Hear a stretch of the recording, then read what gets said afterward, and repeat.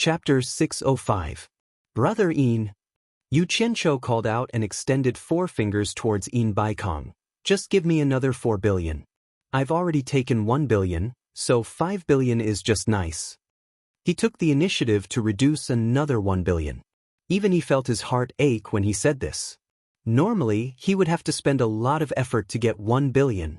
However, he had no confidence in this old fox. No matter how he looked at it, this old fox did not look like someone who could be easily fooled. Who knew what he was planning? Thus, he reduced it again and again. He wanted to wait and see what would happen next before making a decision. This was also to give himself some leeway. He was afraid that the other party would do something too crazy and no one would be able to stop him. Another 1 billion. Een Baikong's heart became more and more determined. He immediately treated the 5 billion as floating clouds. He waved his hand and said, "Brother Nyo, we'll talk about the 1 billion later. Keep it with you for now. It will come in handy when you return to the immortal world. I'll take out another 5 billion to buy the restriction-breaking pill." After he finished speaking, he did not wait for Nyo Yu to reject and disappeared into the Hall of Wealth. Oh my! Yu Qianqiu let out a breath of cold air and raised his thumb in his heart. He could only use one word to describe his current feelings: admiration. 1 billion. He threw it out without blinking an eye. This boldness and heroism made Yu Qianqiu feel inferior. Only now did he understand that it was not a coincidence that Een Baikong could become a famous figure in the immortal world. This person had the courage of an ambitious and ruthless person. He was someone who would achieve great things. Regardless of whether Een Baikong succeeded or failed in the future, just this breadth of mind alone was enough for Yu Qianqiu to give him a high evaluation. Not long after, Een Baikong reappeared with 5 bulging storage pouches.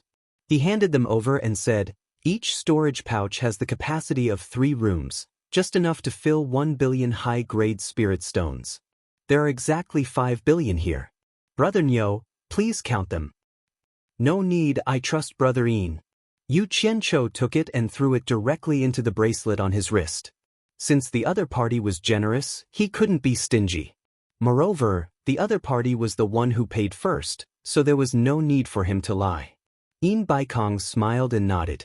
Nyo Yud raised 3 fingers and said, "Within 3 days, 5,000 limit-breaking pellets will be delivered on time. Brother Een, be prepared to inspect the goods." "All right, it's a deal." After the 2 of them made an appointment, Een Baikong arranged for him to stay in a house with its own courtyard halfway up the God of Wealth Peak. Yu Qianqiu summoned Amano and the other 3 and shut himself up in the house for a whole day. When Amano and the other 3 reappeared, their cultivations had all risen to the early stage of passing calamity. Een Baikong, who had come to see Nyo Yud off, witnessed this miracle with his own eyes. Although he didn't say anything, his heart was filled with excitement. "Remember what I've told you. If you dare to go against me, you'll have to think about the consequences." Yu Qianqiu warned Amano and the other 3 expressionlessly. At the same time, he threw each of them a storage pouch containing 1 million high-grade spirit stones. The 4 respectfully complied and watched as the 2 late-stage soul formation experts slowly made their way to the top of the mountain. At the top of the God of Wealth Peak, Yu Qianqiu cupped his hands towards Een Baikong and said, "The 4 of them have offended the Blue Palace. I'll have to trouble Brother Een to look after them while I'm gone. Brother Nyo, don't worry. I'll personally oversee the cornucopia. They'll be fine." Een Baikong smiled. "I'll be leaving first. See you in 2 days." As soon as Yu Qianqiu finished speaking, he immediately stared at the horizon with a solemn expression. He didn't move for a long time. Een Baikong stared unblinkingly at Yu Qianqiu, afraid to miss a single detail. He really wanted to broaden his horizons and see how immortals used their divine abilities. Suddenly, Nyo Yud closed his eyes, put his palms together and placed them between his eyebrows. His mouth was mumbling something. Een Baikong listened attentively, but he couldn't understand what Nyo Yud was saying. He continued to blabber on and on. Suddenly, an eerie and terrifying majestic aura surged out from Nyo Yud's body. It was as if everything within a 10-meter radius had entered a different world. The eerie and terrifying aura gathered within a 10-meter radius and didn't dissipate. Gradually, a dense gray fog formed, wrapping around Nyo Yud like a large gray ball. In Baikong was also within this area. He couldn't help but be secretly alarmed. He discovered that if he didn't circulate his energy to defend himself, he wouldn't be able to withstand it with his cultivation alone. He secretly released his divine sense to investigate. However, just as his divine sense left his body, a bone-deep pain imprinted itself in his mind. He immediately withdrew his divine sense. His divine sense was slightly damaged in an instant. It felt like it was being burned. This kind of pain was almost unbearable. In Baikong forcefully gritted his teeth and didn't make a sound. Yu Qianqiu was secretly amused. You actually dared to release your divine sense in the face of such a dense black fire. It must be uncomfortable, right? After deliberately acting mysterious for a while, he disappeared from the world. Even the gray fog disappeared along with him. The mountain peak was calm and tranquil. In Baikong looked around and was shocked once again. He couldn't tell how Nyo Yud left. In any case, it wasn't teleportation. There wasn't a trace of teleportation in all directions. Nyo Yud disappeared into thin air just like that. Oh! In Baikong let out a long and painful groan. His wrinkled old face seemed to have crumpled into a lump. Just now, for the sake of his face, he gritted his teeth and didn't make a sound. After confirming that Nyo Yud had really left, he revealed a pained expression. He sat down cross-legged. Before recuperating, he smiled bitterly and shook his head. He thought to himself, immortals are indeed immortals. Even if he's just an errand boy, just his aura alone is enough to suppress my divine sense. It's too scary. The moment Yu Qianqiu appeared in Ethereal Palace, he instantly caused a commotion. First, he heard the sound of an alarm. Then Chu Ping appeared with a large group of palace maids. All of them wielded Dharma artifacts and were about to attack him. In the direction of Utopia's army camp, the alarm for a special class battle was quickly blown. While Yu Qianqiu was still in a daze, a black mass of people surged over. In the blink of an eye, Ethereal Palace was completely surrounded. Guan Yu, Chen Feng, Zhang Peng, and even the rarely seen Bai Sujin appeared. All of them looked at him with malicious intent. Damn it! Are you trying to rebel? Yu Qianqiu was instantly enraged. Suddenly, Chu Ping shouted with her sword in hand, "Who are you? How dare you barge into Ethereal Palace?" Yu Qianqiu opened his mouth and suddenly burst into laughter. He touched his face. He understood what the problem was. It was all because of Nyo Yud's image. He had forgotten to revert to his original form. How dare you? Chu Pinger's face was filled with rage. The other party had actually ignored her words and was even mocking her. On the other hand, Bai Sujin was slightly taken aback. She raised her hand and pressed down on the sword in Chu Pinger's hand. She smiled sweetly and said, "It's Yu Qianqiu." Bai Sujin didn't speak easily in Utopia, but the effect of her words was undeniable. The tense atmosphere dissipated in an instant. A few people who were ranked highly in Utopia looked at Yu Qianqiu suspiciously.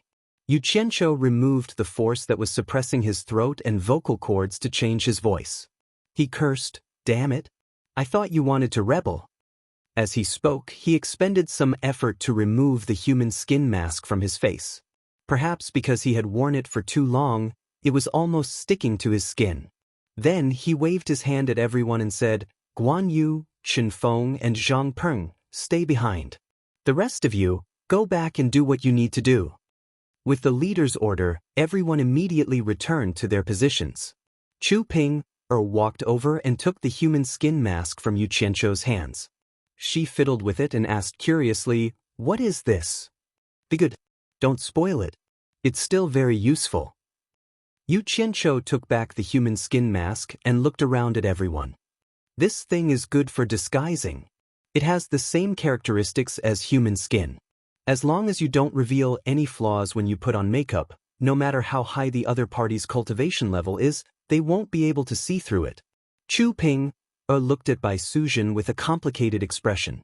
Then she smiled and said, "How did you know it was him?"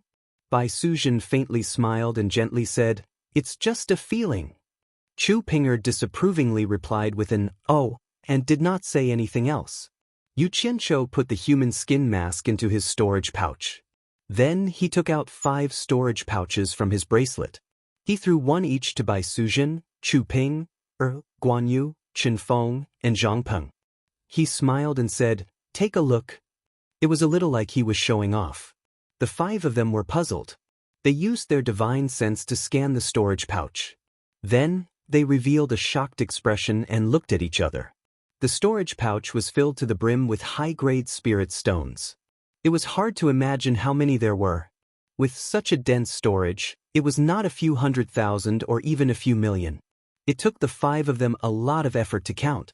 In the end, they all said the 2 words, 1 billion. They looked at each other in disbelief. A total of 5 billion. Zhang Peng's words were shocking. He murmured, "Yesterday, we received 1 billion. Today, another 5 billion. 6 billion high-grade spirit stones?" Chu Ping, could not help but exclaim.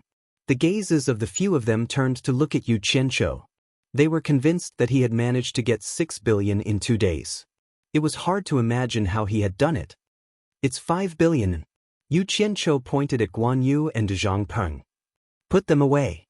Go back and make arrangements. With this money, we should be able to solve the problem of increasing the cultivation of most of the team members." The 2 of them took the 5 storage pouches and went back to the camp to make arrangements. Yu Qianqiu turned to Chen Feng and asked, "How many pseudo-limit breaking pills have you made?" Chen Feng came back to his senses from the dazzling spirit stones and said, "There are almost 30,000 of them. Why is there so little? I don't know if it's enough." Yu Qianqiu frowned. When Chen Feng heard that, goosebumps rose all over his body. This thing was poison. 30,000 was not enough? How many people were you planning to give them to? He could not help but ask weakly, "Boss, what are you planning to do?" "Sell them for money," Yu Qianqiu replied casually. He stretched out his hand and said, "Give them all to me." Chen Feng's waist was full of storage pouches. One look and one could tell that he was a professional. He took off one and handed it to O Yangming with trepidation. Yu Qianqiu injected his divine sense into it and casually took a look. There were indeed about 30,000. He then instructed, "Hurry up and make more. Go." After Chen Feng left, Yu Qianqiu immediately instructed Chu Ping, to help him prepare a large amount of spirit herbs for refining the 7 treasure pill. He wanted to personally refine a batch. This was because he and Chen Feng were the best in Utopia. Only the pills refined by them had such a mesmerizing halo. Chapter 606. On the roof of the ethereal palace in the starry sky. Yu Qianqiu's hands were holding a pale green, almost transparent flame. The pillar of flame rose high into the air, dyeing the roof of the ethereal palace in a dreamy, flowing color. If one looked closely, they would notice that the fire pillars in each hand seemed to be divided into 10 layers, and each layer was refining a furnace of elixirs. 10 furnaces in one hand, 20 furnaces in both hands. Elixirs were constantly thrown out from the swirling flames. After Chu Peinger and Bai Suzhen collected the elixirs, they immediately threw spirit herbs into the empty fire layers. The 2 girls kept collecting elixirs and throwing spirit herbs. Yu Qianqiu's eyes were tightly shut, and he was completely focused on refining without a word. He had been standing there for almost a day without taking a break. In the beginning, he was still using 2 hands, refining 1 furnace in each hand. Later, he realized that as his cultivation increased, his ability to control fire increased tremendously. This was child's play. Hence, he increased the number of layers until he reached the 15th layer. Only then did he feel that controlling his divine sense was a little strenuous. Finally, when he reached the 10th layer, he realized that not only was he faster at this level, but he could also control his divine sense with ease. Hearing that Yu Qianqiu had returned, Xiao Wanqing stood quietly by the lake, rubbing her growing belly, her eyes fixed on the towering ethereal palace. Suddenly, she noticed the dreamy colors above the ethereal palace. It was so beautiful. She turned her eyes and returned to the valley. Not long after, she saw Chen Feng, who had been scratching his head, come out. Chen Feng looked a little helpless. Boss had told him to hurry up and refine more pseudo-limit breaking pills, and he was busy underground. But his wife said that there was something strange in the ethereal palace, and insisted on taking him with her to take a look. Xiao Wanqing's belly was growing, and Qin Feng didn't dare to make her unhappy, so he accompanied her. The two of them flew directly to the top of the ethereal palace, and the scene in front of them immediately stunned them. After looking for a while, Qin Feng's face twitched. He was really speechless. Boss was indeed boss, too awesome. So awesome that it was a little exaggerated. One person was equivalent to 20 elixir refining experts. Just this divine sense control alone was beyond anyone's reach. What he did not know was that Yu Qianqiu cultivated the Guiyuan sword technique, was that it could temper one's spiritual sense. Just think about it, if one could control thousands of flying swords at the same time, it wouldn't be a problem to control the refinement of 20 cauldrons of pills. If it wasn't for the fact that the refinement of pills was far more exquisite than sword riding, and the fact that he had to control the fire at the same time, not to mention 20 batches, he could still refine 200 batches. When Bai Suzhen and Chu Pinger saw the couple, they smiled at them apologetically. They were too busy to take care of them. Xiao Wanqing looked at Yu Qianqiu, who was standing solemnly in the hallucinatory colors, and was slightly dazed. This man had always been outstanding. They had gotten to know each other, and they had formed a friendship during the trials in the myriad fragrance garden of Fuxian Island and the realm of demons. Since then, he had been paying attention to him. When he was still a disciple of supporting Immortal Island, he was already famous and much stronger than his peers. After that, he was chased out of supporting Immortal Island. Who knew that he would become even more famous? He became even more outstanding and everyone knew him. However, it was this man that she had always secretly admired. It didn't matter if he didn't like her, but he had heartlessly given her to someone else. In 2 days, he had earned 6 billion superior-grade spirit stones. Who knew where he was doing so well now? Xiao Wanqing bit her lips tightly, and a trace of hatred flashed in her eyes. The more extraordinary Yu Qianqiu looked under the hallucinatory colors, the more intense the hatred in her eyes became. Didn't you say that your alchemy skills are almost catching up to his? Do you really think you can catch up to him? I think you are far inferior compared to him. Not to mention alchemy, which aspect can you compare to him in? I think you will never be able to catch up to him. In the future, you should just hide underground obediently and don't come out to see others. Otherwise, you will come out to boast shamelessly and embarrass me and my future baby, Xiao Wanqing said to Qin Feng through telepathy as she rubbed her belly. Her current cultivation had already reached the early stage of tribulation transcendence, and she had the ability to send voice transmissions. Chen Feng's envious expression froze. He looked at Xiao Wanqing's belly and replied awkwardly, "Boss is naturally better than us. Otherwise, how could he be our boss? Let's go back." Useless thing, you don't want to improve. When the baby is born in the future, don't tell him that this thing that hides underground all day is his father. Xiao Wanqing rolled her eyes and turned to fly down the mountain. Chen Feng was stunned. Then, he chased after her with a complicated expression. 2 days later, Yu Qianqiu opened his eyes and looked at the two women. He smiled and said, "Stop." The two women looked at each other and smiled as they watched Yu Qianqiu finish the last few furnaces in his hands. "How much have you refined?" Yu Qianqiu asked the two of them. Chu Ping, looked at Bai Suzhen. She knew that Bai Suzhen actually had more say in the entire utopia than she did. Although everyone knew that she was the leader's woman, everyone was respectful to her. However, they were respectful to Bai Suzhen to the point of obedience. They were completely different concepts. This was especially so for the entire Utopia army. She couldn't command them, but Bai Suzhen only needed to calmly instruct them, and the entire army immediately obeyed her orders. Previously, because the purple chaos was getting further and further away from here, Chu Ping wanted to reopen a spiritual herb garden closer to the purple chaos. However, she didn't have enough manpower. Therefore, she went to the Utopia army camp to find Guan Yu and Zhang Peng, asking them to mobilize the army for help. At that time, the few commanders were also present. They thought that it was a very simple matter, but who knew that the two of them would hesitate? In the end, Guan Yu smiled bitterly and said, If the army is used for other purposes, without the leader's orders, no one can mobilize it. With this sentence, Chu Ping was so angry that she swung her hands and left.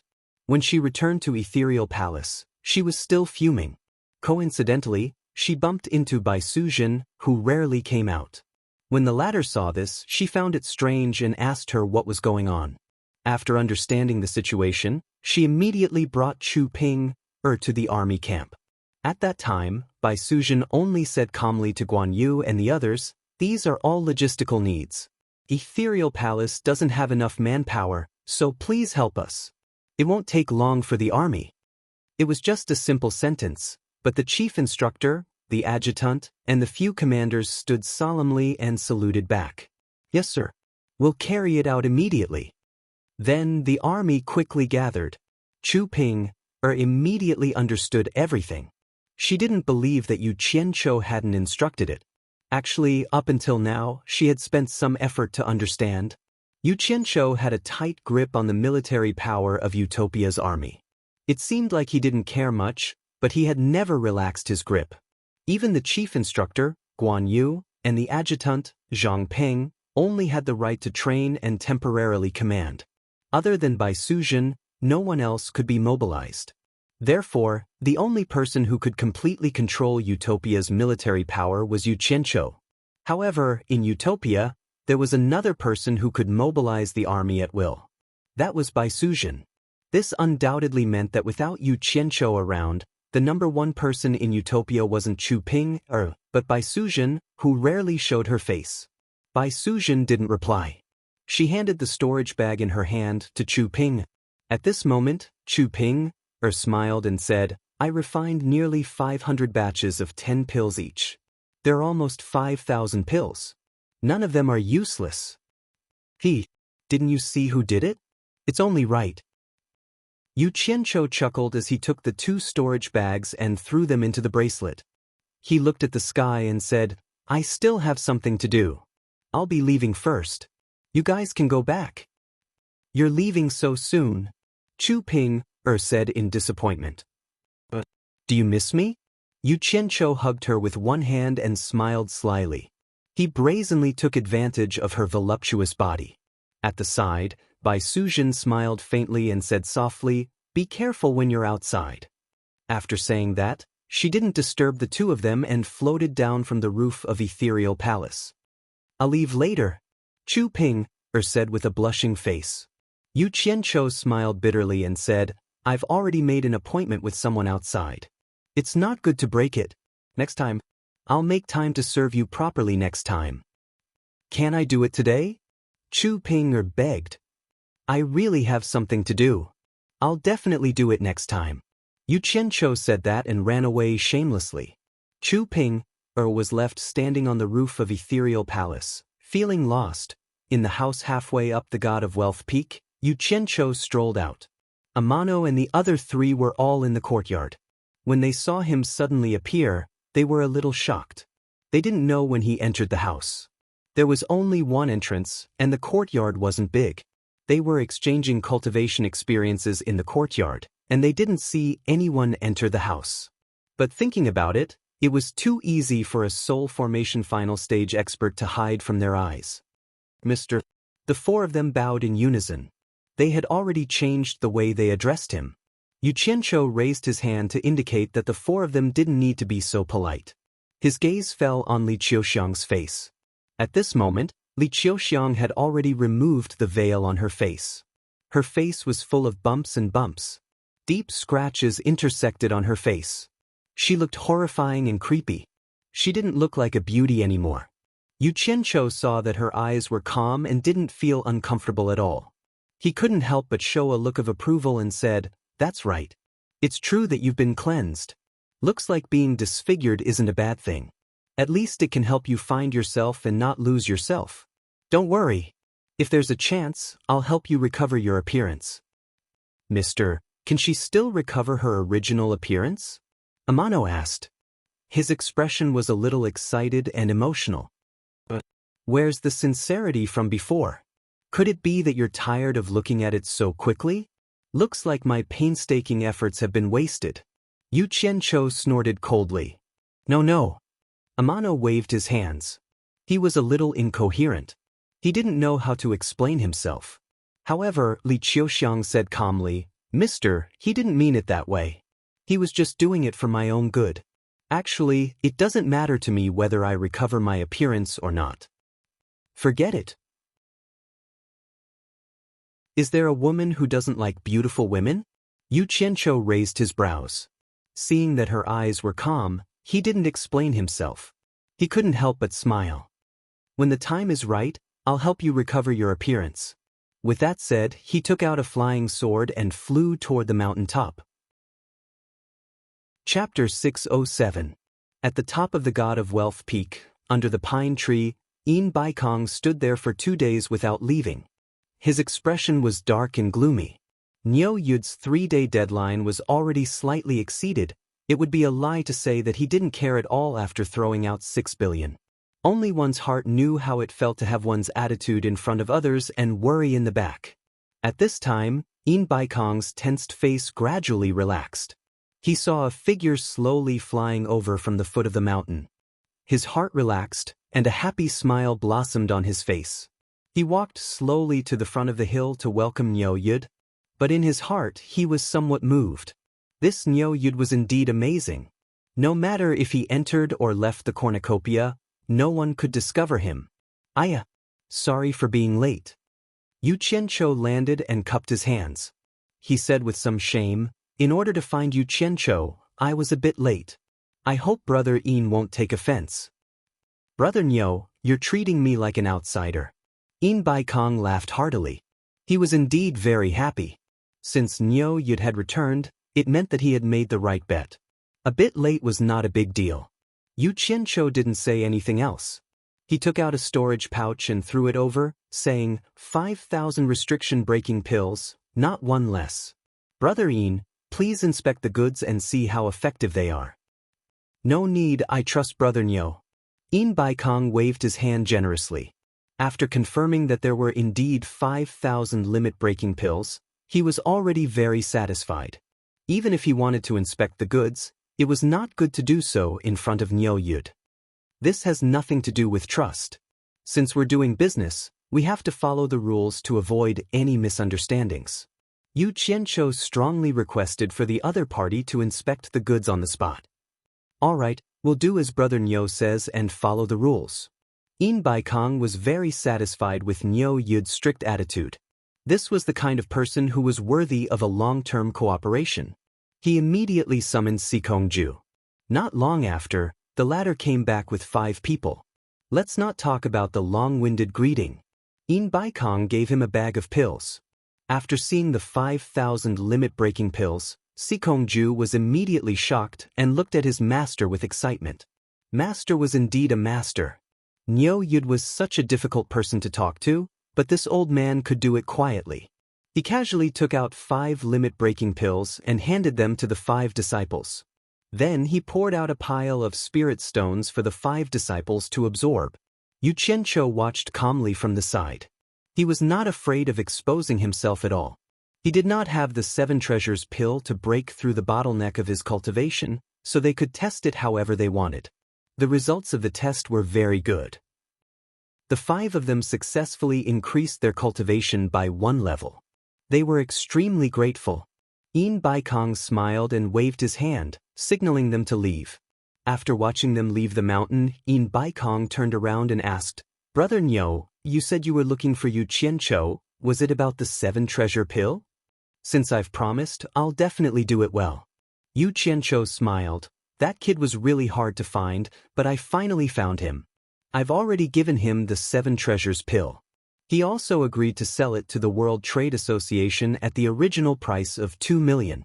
He'll rush to the World Trade Association in a few days to participate in the Treasure Bowl gathering. Brother Yin, just send someone to contact him at that time. When he mentioned the price, he carefully observed Yin Baikong's expression.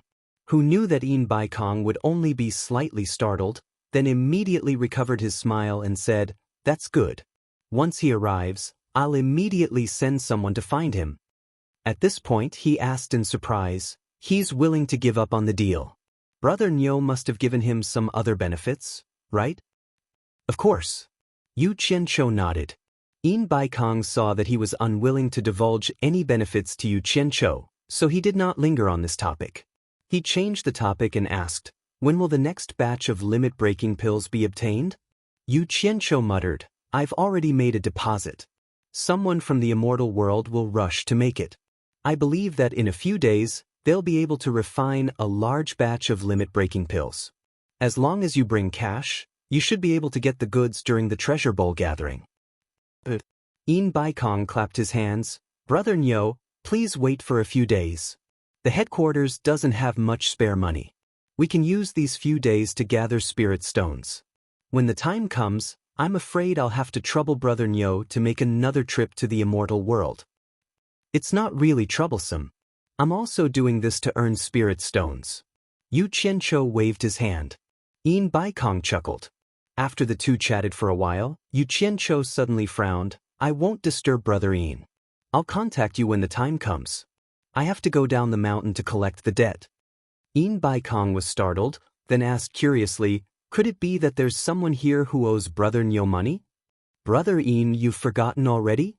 Yu Qianqiu chuckled and reminded, "That sleeping spring brothel's madam wanted me to compose a poem. She said that she would repay me. I'll go see how she's going to repay me now." Yin Baikong smiled awkwardly. That woman's charm was still fresh in his memory. He cupped his hands and smiled. "Brother Nyo's interest is not shallow. I won't send you off then." Go ahead, go ahead." Yu Qianqiu waved his hand and threw out a flying sword. He then excitedly floated down the mountain. Watching him leave, Yin Baikong silently sighed. Life was always a choice between gain and loss. In order to gain some, you have to give up some. Actually, to be able to reach this day, he had always been like this. Cutting off his thoughts about that woman, he gathered his thoughts and summoned Sikongju. The moment Sikongju arrived, he took out the storage bag containing the limit-breaking pills and asked, "Master, this is?" He still couldn't figure out what was going on. "I bought this from Nyo Yud for 1 million high-grade spirit stones each." Yin Baikong said indifferently. Sikongju did some calculations and was immediately shocked. 5 billion high-grade spirit stones? Then he impatiently asked, "Master, didn't we spend 1 billion to recruit Nyo Yud to World Commerce Association? He should be refining for us for free. Why is he still collecting money? He's an immortal from the immortal world. What do we use to recruit him? Do we have the ability to recruit him? Moreover, the spirit herbs used to refine the limit-breaking pills are all from the immortal world. Where are we going to find all of them and in large quantities?" Yin Baikong glanced at him.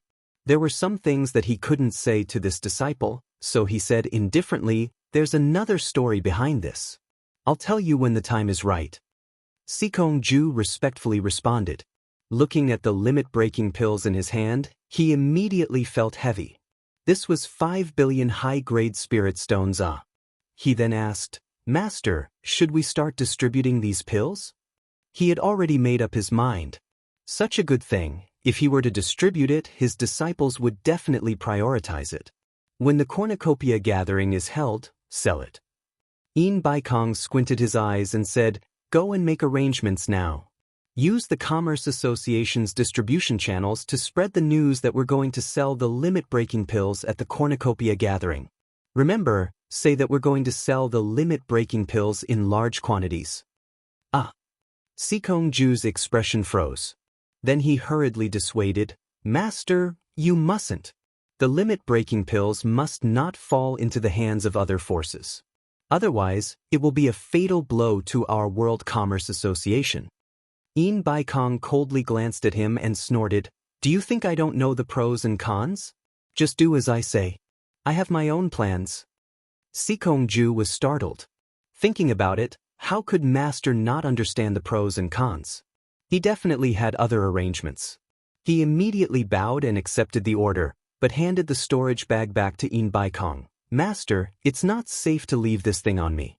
It's better for Master to take care of it." He didn't dare to run around with such a precious thing. If he lost it, the consequences wouldn't be something he could bear. Yin Baikong nodded slightly and put away the storage bag. After Sikongju left, he slowly walked to the pine tree and looked at the rolling clouds with a sinister smile on his face. After Yu Qianqiu went down the mountain, he wasn't in a hurry to go to the sleeping spring loft. Instead, he wandered around the streets of the cornucopia gathering. Actually, he wasn't really in the mood to play. It was just a habit of his every time he went to a place. He was used to familiarizing himself with the terrain of unfamiliar places in case of emergencies. His appearance immediately caused a commotion in the entire cornucopia gathering. One had to know that for a top expert like him, who would often show their face, let alone wander around the streets blindly, although everyone was in awe, they still secretly sized him up in various ways. Yu Qianqiu didn't care. When he saw a new shop, he would wander in and take a look. As long as he felt that it was something useful, he would buy it wantonly. Spirit stones were thrown out, and piles of things were thrown towards Utopia. It was as if they were doing a shopping spree for Utopia. After sweeping up a few 100 million worth of goods, he stopped. If he continued to sell, he would definitely arouse Yin Baikong's suspicion. After wandering around, he couldn't help but sigh. This cornucopia gathering was indeed a shopping paradise in the cultivation world. The variety was too damn complete. Moreover, there were all kinds of businesses. The World Commerce Association had even opened a casino, a pawn shop, a treasure house, and even a trading company that was starting to take the form of a bank. There was even a bodyguard business. In short, there were all kinds of businesses. They did whatever they wanted to make money. It was a dazzling sight. Yu Qianqiu really admired Yin Baikong's business acumen. What a talent! The street in front of him was bustling with activity. Looking at the bustling scene, it was far more prosperous than the other streets. Yu Qianqiu looked left and right and found that this street was somewhat familiar. After thinking for a bit, wasn't this where the sleeping spring loft was? He didn't expect that after walking around, he would still end up here. However, he was a little puzzled. The last time he came here, it wasn't this lively. Could it be that something happened? With his hands behind his back, Yu Qianqiu walked over curiously. As soon as he entered the street, the crowd immediately parted to make a path for him to pass through without any obstacles. Ignoring the respectful gazes of the people on both sides, he looked left and right and looked around. Suddenly, he noticed a graceful woman walking out of the sleeping spring loft in front of him. She was exceptionally eye-catching on the street. She stood in the middle of the street with a charming smile on her face. It was none other than the beautiful proprietress of the sleeping spring loft, Yenyu. Yu Qianqiu was slightly startled. A smile appeared on his face as he strolled over. I thought that Senior had already left Cornucopia. I didn't expect to see you again. Yenyu bowed. Chapter 608. Yu Qianqiu wasn't afraid of losing his status as a senior expert. He laughed without the slightest scruple and said, I haven't gotten the repayment you wanted, so how can I leave so easily? His hand had already wrapped around her waist and was caressing her up and down. His behavior made everyone speechless. Senior really knows how to joke. Yenyu giggled and twisted, trying to take the opportunity to break free. Who knew that Yu Qianqiu was determined to take advantage of her and wouldn't let her leave. The two hugged and whispered to each other, then walked into the spring slumber loft under everyone's gaze. Before they entered the loft, there was a commotion on the street in the distance. The two stopped at the same time. The World Commerce Association wants to sell limit-breaking pills in large quantities at the cornucopia. That's impossible. Would they be willing to sell that thing? Why not?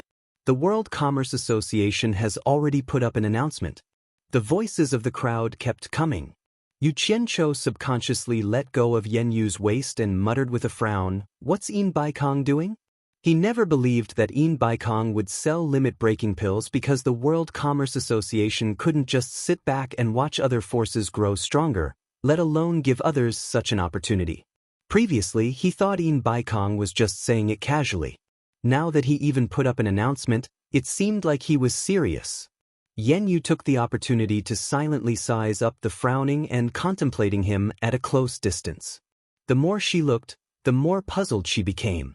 Nyo Yu didn't give her the feeling of an old monster who had cultivated for more than 1,000 years. He lacked the air of an old man, but he was a soul formation final stage expert. It was really strange. It was said that when a woman saw the man she liked, all the other party's shortcomings could be seen as advantages. Could it be that she was thinking of love? Thinking of this, Yen Yu's cheeks couldn't help but flush slightly. Yu Qianqiu shook his head. He couldn't figure it out, so he didn't think about it for now. Then, he put on a grin and shamelessly put his arm around Yen Yu. The two of them kissed as they walked in. The surrounding men were envious and sighed inwardly. Raising one's cultivation was the way to go. There were many wastrels in the brothel, and the sounds of wild bees and butterflies were endless. Yu Qianqiu turned his head and chuckled. Your business is booming. It's all your fault. Yen Yu rolled her eyes at him. What does that have to do with me? This is my first time here. Yu Qianqiu chuckled. To his surprise, Yen Yu did not take him upstairs, but directly passed through the hall to the backyard of the Spring Slumber building. The incessant sounds disappeared, and an elegant and unique bungalow sat quietly in the backyard. There was a small pond beside the bungalow. The lotus flowers in the pond were slender and beautiful. The scenery in the backyard was elegant, completely different from the style of the sleeping spring loft in front. Yu Qianqiu could not help but be slightly startled. Headliner Yen brought me here. Could it be that you want to have a secret affair with me? Yu Qianqiu cackled. His eyes were looking at places that he should not be looking at, very arrogant. It's all because of Senior's good deed. You've made my sleeping spring loft restless even if I wanted to. Yen Yu explained the reason why the sleeping spring loft was so popular. Then, she coquettishly said, I was afraid that I would disturb Senior's peace, so I brought Senior to my place. Yu Qianqiu was startled. He did not expect that his poem would make the sleeping spring loft so popular, but it was also within his expectations. Just imagine, with the fame of Niu Yud and Yin Baikong, if they joined hands and left a poem outside the sleeping spring loft, there would only be an endless stream of people coming to pay their respects. This is your place? Yu Qianqiu subconsciously asked. He looked around and walked to the outside of the elegant bungalow. He casually pushed the door open and entered. Yen Yu gritted her teeth as if she had made up her mind. A resolute expression flashed across her face as she braced herself and entered. As soon as she entered the door, she saw a pair of hands reaching out and forcefully pulling her in. Then, she heard the sound of the door closing. Yen Yu was startled. Although she was already prepared, she did not expect the other party to be so direct and impatient. She could not help but cry out, What are you doing? Of course I'm asking for a reward. Didn't you already agree? Why are you still being so reserved? Yu Qianqiu hugged her and laughed. Regardless of whether she agreed or not, he had already quickly stripped her clean and directly threw her to the side of the couch. That infinitely alluring and tender white body was covered in panic, causing a certain person to pounce over like a big bad wolf. Yen Yu was actually also at the early stage of tribulation passing, but at this time, she was panicking and did not know what to do. A brocade quilt was flipped up and covered the two of them. Yen Yu's cries of alarm rang out from inside, and not long after, a painful groan was suddenly heard. The flipping brocade quilt was startled by this painful groan and stopped. Yu Qianqiu's head stretched out from the quilt and looked at the beautiful face below him with a face full of astonishment. After a long time, he said dully, Is this your first time? Yen Yu bit her lips and stared at him with her big round eyes, appearing abnormally pure and bright, but she did not say a word. You're in a place like this? How is this possible? Yu Qianqiu did not dare to believe it. But her reaction, as well as the urgency when they first entered Melon Alley, made him feel that something was wrong. What exactly is going on? Yu Qianqiu asked again with half of his body propped up. However, Yen Yu still bit her lips and looked at him, not saying a word. Yu Qianqiu scratched his head and said, Damn it. It's already like this, let's discuss it after we're done. He pulled up the quilt, and the endless amorous and beautiful scene was completely revealed in the moans. After a long time, the two of them, who had been tossing and turning for a long time, finally stopped. They were covered with the same quilt and lay side by side. The comfort on Yu Qianqiu's face had not yet dispersed, but then he was startled. It was unknown what he thought of, but he abruptly lifted the quilt, startling Yenyu so much that she shyly curled up together. Seeing the red spots on the bed, Yuchencho's expression twitched for a long time. He powerlessly pulled the quilt and lay down. Looking at the ceiling, he muttered absent-mindedly, "What the hell? How is this possible?" To be honest, Yuchencho did not have the slightest interest in ordinary brothel girls. But this Yenyu was indeed very attractive, which greatly aroused his lustful heart. Thus, he had the thought of playing around, and after that, they would not owe each other anything. Who knew that she was actually a virgin? It was simply too inconceivable. A brothel madam. No matter how he looked at her, she did not look like someone who had not experienced the world. Failure. You did it on purpose. Tell me, who instructed you to do it? Yuchencho turned his head to look at her and asked in a deep voice. Thinking back to the series of events that had happened previously, this lady boss seemed to have designs on him. He was not the kind of person who would be unable to move when he saw a woman. How could he let his guard down? Lying on the side, Yenyu, who had just experienced the world and was so shy that she did not dare to move, stiffened when she heard that. She bit her lips so hard that they almost bled. She said in a trembling voice, "I did it on purpose. I took a fancy to Senior Nyo's profound cultivation and wanted to climb up the high branch." Humph. Yuchencho snorted coldly. Expressionlessly, he quickly got up and put on his clothes. Without hesitation, he opened the door and went out. He did not even close the door. Yenyu, who was lying on the bed with half of her breasts exposed, did not move at all. The flush on her face had long disappeared, and in its place was a deathly gray. She had lost her usual radiance, and her eyes were dull and lifeless. 2 streams of clear tears flowed down her temples and dripped down her hair. "Why are you crying? Is it because I've seen through your plans?" The voice that had clearly left just now sounded again. Yenyu turned her head to look. Who else could it be other than Yo-Yud? She had clearly heard him leave, but she did not know when he had returned. He stood expressionlessly by the bedside and looked at her, covering her chest with the quilt. Yenyu sat up and said angrily, get out of here. Don't let me see you again. It will be as you wish. However, there are some words that you must remember. Yuchencho said expressionlessly, leave cornucopia as soon as possible. The further the better. It's best to find a place where no one can find you and live in seclusion. How could the furious Yenyu listen to these words? She shouted again, I don't need you to tell me what to do. Get out. Bitch, shut up. Yuchencho was furious. He grabbed the brocade quilt and threw it to the side. Yenyu calmed down a lot after being fooled by him. She quickly took a pillow to cover her body that was not easily exposed. Yuchencho pointed at her and warned her word by word. You remember this. Leave cornucopia as soon as possible. The further the better. Find a place where no one can find you and live in seclusion. Do you understand? Yenyu was not stupid. She was just blinded by shame and anger just now. After calming down a little, she immediately heard some deeper meaning in Yuchencho's words. Is something going to happen in cornucopia? Is he warning me in advance? Yenyu's eyes suddenly burst with a strange look. She stared at Yuchencho with a somewhat affectionate expression. But Yuchencho was almost speechless by her gaze. He immediately waved his hand and scolded, Damn it. Idiot woman, I can't be bothered with you.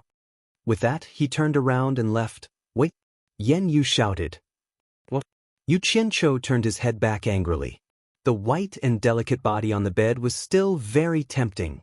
So he bent down to pick up the quilt on the ground and threw it back on the bed. Yenyu pulled the quilt and wrapped herself in it. She stretched out a jade arm and pointed at Yuchencho's head. She whispered, I accidentally scratched the back of your left ear just now. Your disguise was exposed. You'd better fix it before you leave. Yuchencho was stunned. He raised his hand and touched the back of his ear. Sure enough, there was some injustice. He couldn't help but be shocked. Fortunately, he softened his heart and came back.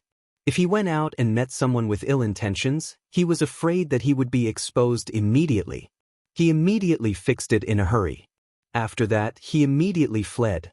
Before leaving, he didn't forget to throw a curse. Damn it. Women are really the source of trouble. Women can't be touched casually.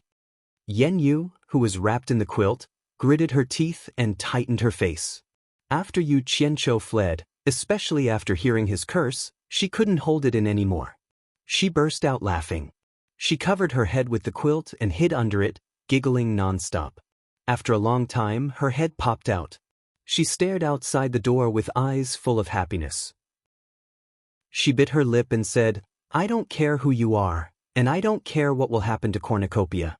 Anyway, I won't leave. If you have the ability, leave me alone. Give me a reason to give up."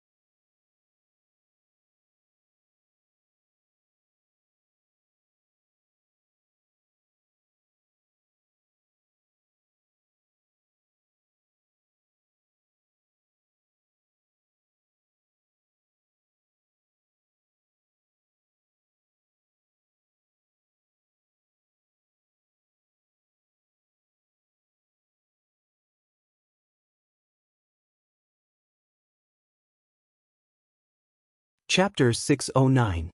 In the house halfway up the God of Wealth peak, Yu Qianqiu shut himself in his room. He felt great when he was indulging himself just now, but now he was like a youth who had lost his footing. He leaned back in his chair and was very unhappy. Along the way, he thought about killing Yen Yu to silence her, but after a few hesitations, he couldn't bring himself to do so. If it was an ordinary piece of trash, he would really kill her after he was done with her. But she was a damn it. Annoyed, he then became absent-minded again. Everything was fine, but he kept thinking about the pond in the courtyard with the slender and elegant lotus flowers. He murmured, "Untainted from the mud?" But suddenly, he gave himself a slap and shook his head, deciding not to think about it anymore. Since she had pointed out his flaws, she probably wouldn't reveal his secret. He was worrying for nothing. "I'll be fine after a nap." Yu Qianqiu comforted himself, then listlessly tossed and turned on the bed. Millennium Kingdom's Blue Palace was bustling with activity. With Pei Fang, Qi Jiujuan and O Yangda as the leaders, they had invited the lords of dozens of countries to conspire in the Blue Palace. With Niu Yud's alliance, the world commerce was like adding wings to a tiger. Imagine, if the world commerce's strength soared with the help of the limit-breaking pill, how could these people who didn't see eye to eye with Een Baikong have a good ending? Thus, everyone prepared to unite and take advantage of the world commerce's fledgling strength. The initiator of this matter was Pei Fong. Not to mention the fact that Een Baikong was his enemy, that Niu Yud had killed his disciple in front of everyone in the cornucopia, and even said that he would wait for Fatty Pei. How was this any different from slapping his face? This Niu Yud with unfathomable cultivation was now in cahoots with Een Baikong. With just his family's strength, there was no hope of revenge. Thus, he jumped up and down to contact the powers that didn't see eye to eye with the world commerce, stating how powerful they were and suggesting everyone to play together. Don't worry, everyone. With us 66 powers working together, we can definitely wipe out the world commerce in one move. Pei Fong's fat face shook as he waved his broken hand and said confidently. Someone questioned, Pei Fong, now that Een Baikong has Niu Yud's help, do you really think we can defeat the world commerce? I heard that Niu Yud's cultivation isn't low. He might even be stronger than Een Baikong. That's not a problem. Pei Fong pointed at Chi Jiujuan and Ouyangda and said, leave Een Baikong and Niu Yud to the three of us. You guys quickly deal with Een Baikong's two spirit-severing disciples. The other late-stage passing tribulation cultivators won't be able to stop us. In short, we have to work together to kill Een Baikong and Niu Yud. We can't give them another chance to rise again. That person shook his head and said, a centipede dies but does not fall down. The World Commerce Association has deep roots and the combined forces of the various countries' branches are not small. If we were to launch a life and death counterattack, of course, those insects and shrimps wouldn't be able to do anything to us, but our forces would definitely suffer a heavy blow. I'm afraid that we wouldn't be able to recover in a short period of time. We have to know that there are still wolves eyeing us like tigers eyeing their prey. Will it take advantage of our weakness to bite us? This is indeed a problem. Everyone nodded in agreement. If everyone was fighting a tiger with all their might, only to be bitten in the back by a wolf, then it wouldn't be worth it. Pei Fong laughed heartily. Everyone, this isn't a problem. I've already thought of a solution. Our 66 forces can make an oath together. If anyone dares to bite us in the back while we're attacking the World Commerce Association, the 66 forces will look for them together to settle the score. This oath can be made public to intimidate those with ill intentions. Let me ask you, who would be able to bear the wrath of us 66 spirit-severing experts? Also, we have to declare that while we're attacking the World Commerce Association's headquarters, the World Commerce Association's branches within each country's borders are free to be attacked by any country. Whoever takes them down will have that piece of meat. Everyone, think about it. Without the World Commerce Association's headquarters to hold the line, the branches would turn from a thorn in the side to a free piece of fat meat. Would the various forces ignore this? So, this problem isn't a problem. It's already been easily solved. Although his words were pleasant to hear, the people present weren't so easily fooled. Someone immediately sneered, what about Bing Qingzi and Hu Changsho? The two of them are the biggest problem. They've always stuck together, so how would they sit back and watch us destroy Een Baikong? Once the two of them take action, along with Een Baikong and Niu Yud, there should be 4 spirit-severing late-stage experts. Are the 3 of you sure you're a match for the 4 of them? I'm just afraid that we won't know who will be the one to destroy who. Once the 3 of you fail and the 4 of them join forces to attack us, I'm afraid that many of you here won't be able to return. Don't be impatient. Pei Fong waved his hand at him and chuckled. The 3 of us have already thought of this, so we contacted the 2 of them in advance. If it was any other time, they would definitely lend a hand to Een Baikong. But this time, Een Baikong has made a fatal mistake. He shouldn't have been too ambitious and wanted to monopolize the limit-breaking pill. He wanted the World Commerce Association to dominate the world. Forget about us, even Bing Qingzi and Hu Changsho wouldn't agree to this. The 2 of them have already made it clear that they don't wish to see someone dominate the world and harm their interests. When everyone heard this, they quickly whispered to each other and nodded continuously. Clearly, they thought that the chances of success were very high. But after a while, there was another disagreement. After defeating the World Commerce Association, the distribution of profits became a problem again. Just as they were about to quarrel, someone suddenly walked in from outside the palace and said, "Everyone, stop daydreaming. The meat of the World Commerce Association looks tempting, but it's not something we can chew on right now." The Blue Palace immediately quietened down. Everyone looked at him with different expressions. This person had a handsome face and was dressed in a fluffy snow-white robe. He was clean and elegant. Half of his body was hidden in thick white fur. He had an extraordinary bearing and appeared graceful and luxurious.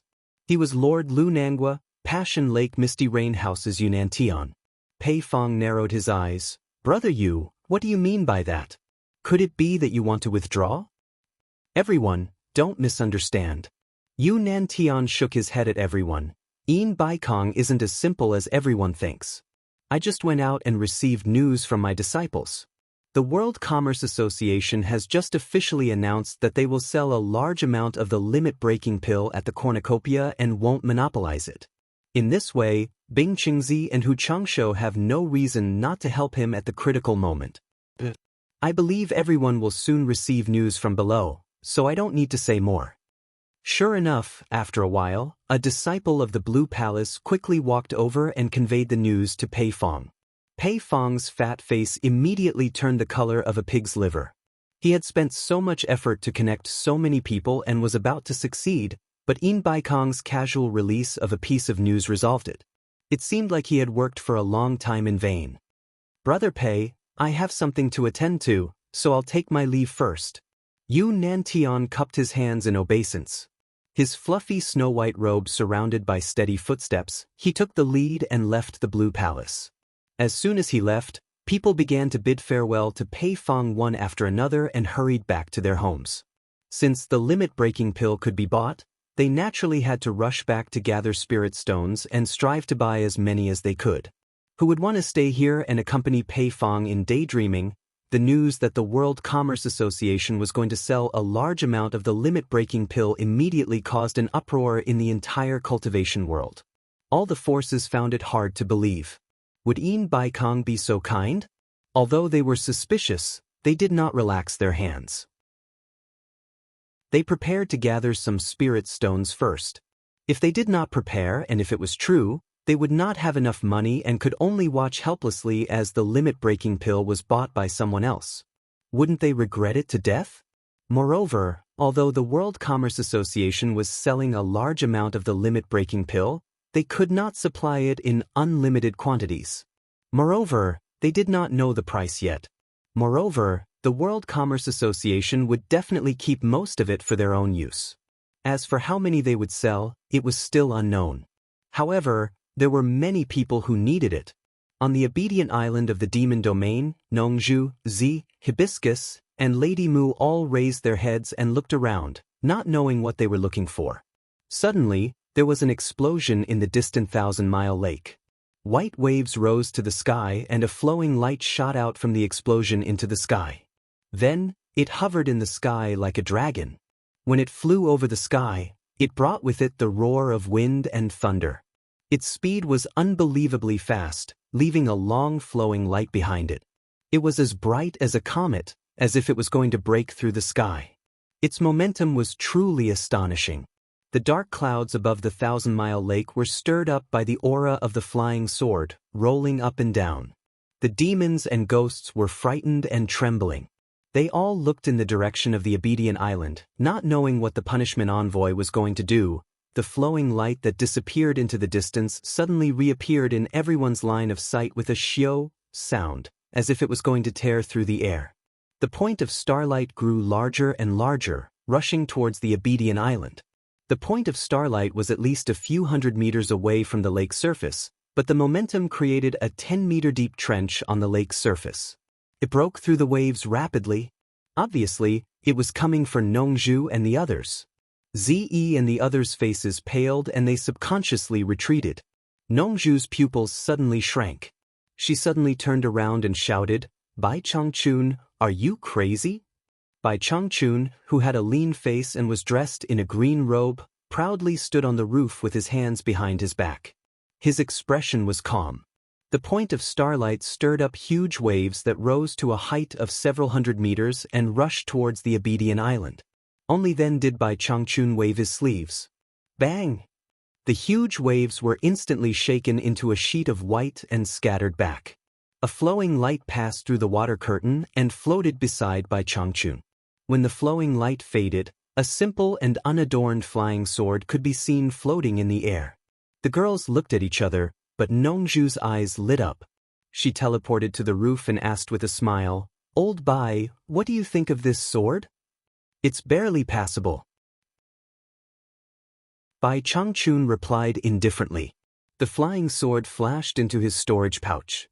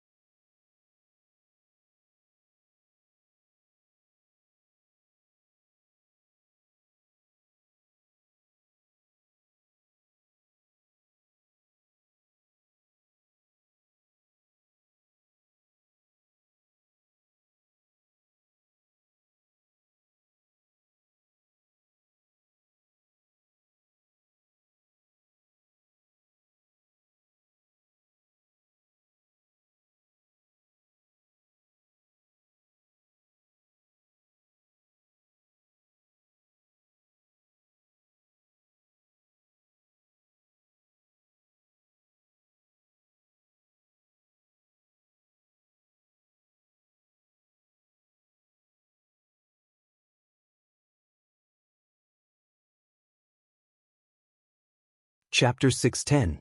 Barely enough? Nongju was shocked and then smiled bitterly. "Forget it, we don't have anything in common. Tell me about your disciple." "He's with Yin Baikong, making a limit-breaking pill and stirring up a storm in the cultivation world. What does he want?" "That's his own business. Why do you worry?" Bai Changchun looked into the distance with his hands behind his back. When Lan Feng sent a message saying that he wants to go to the cornucopia. He doesn't know that Niu Yud is Yu Qianchou yet.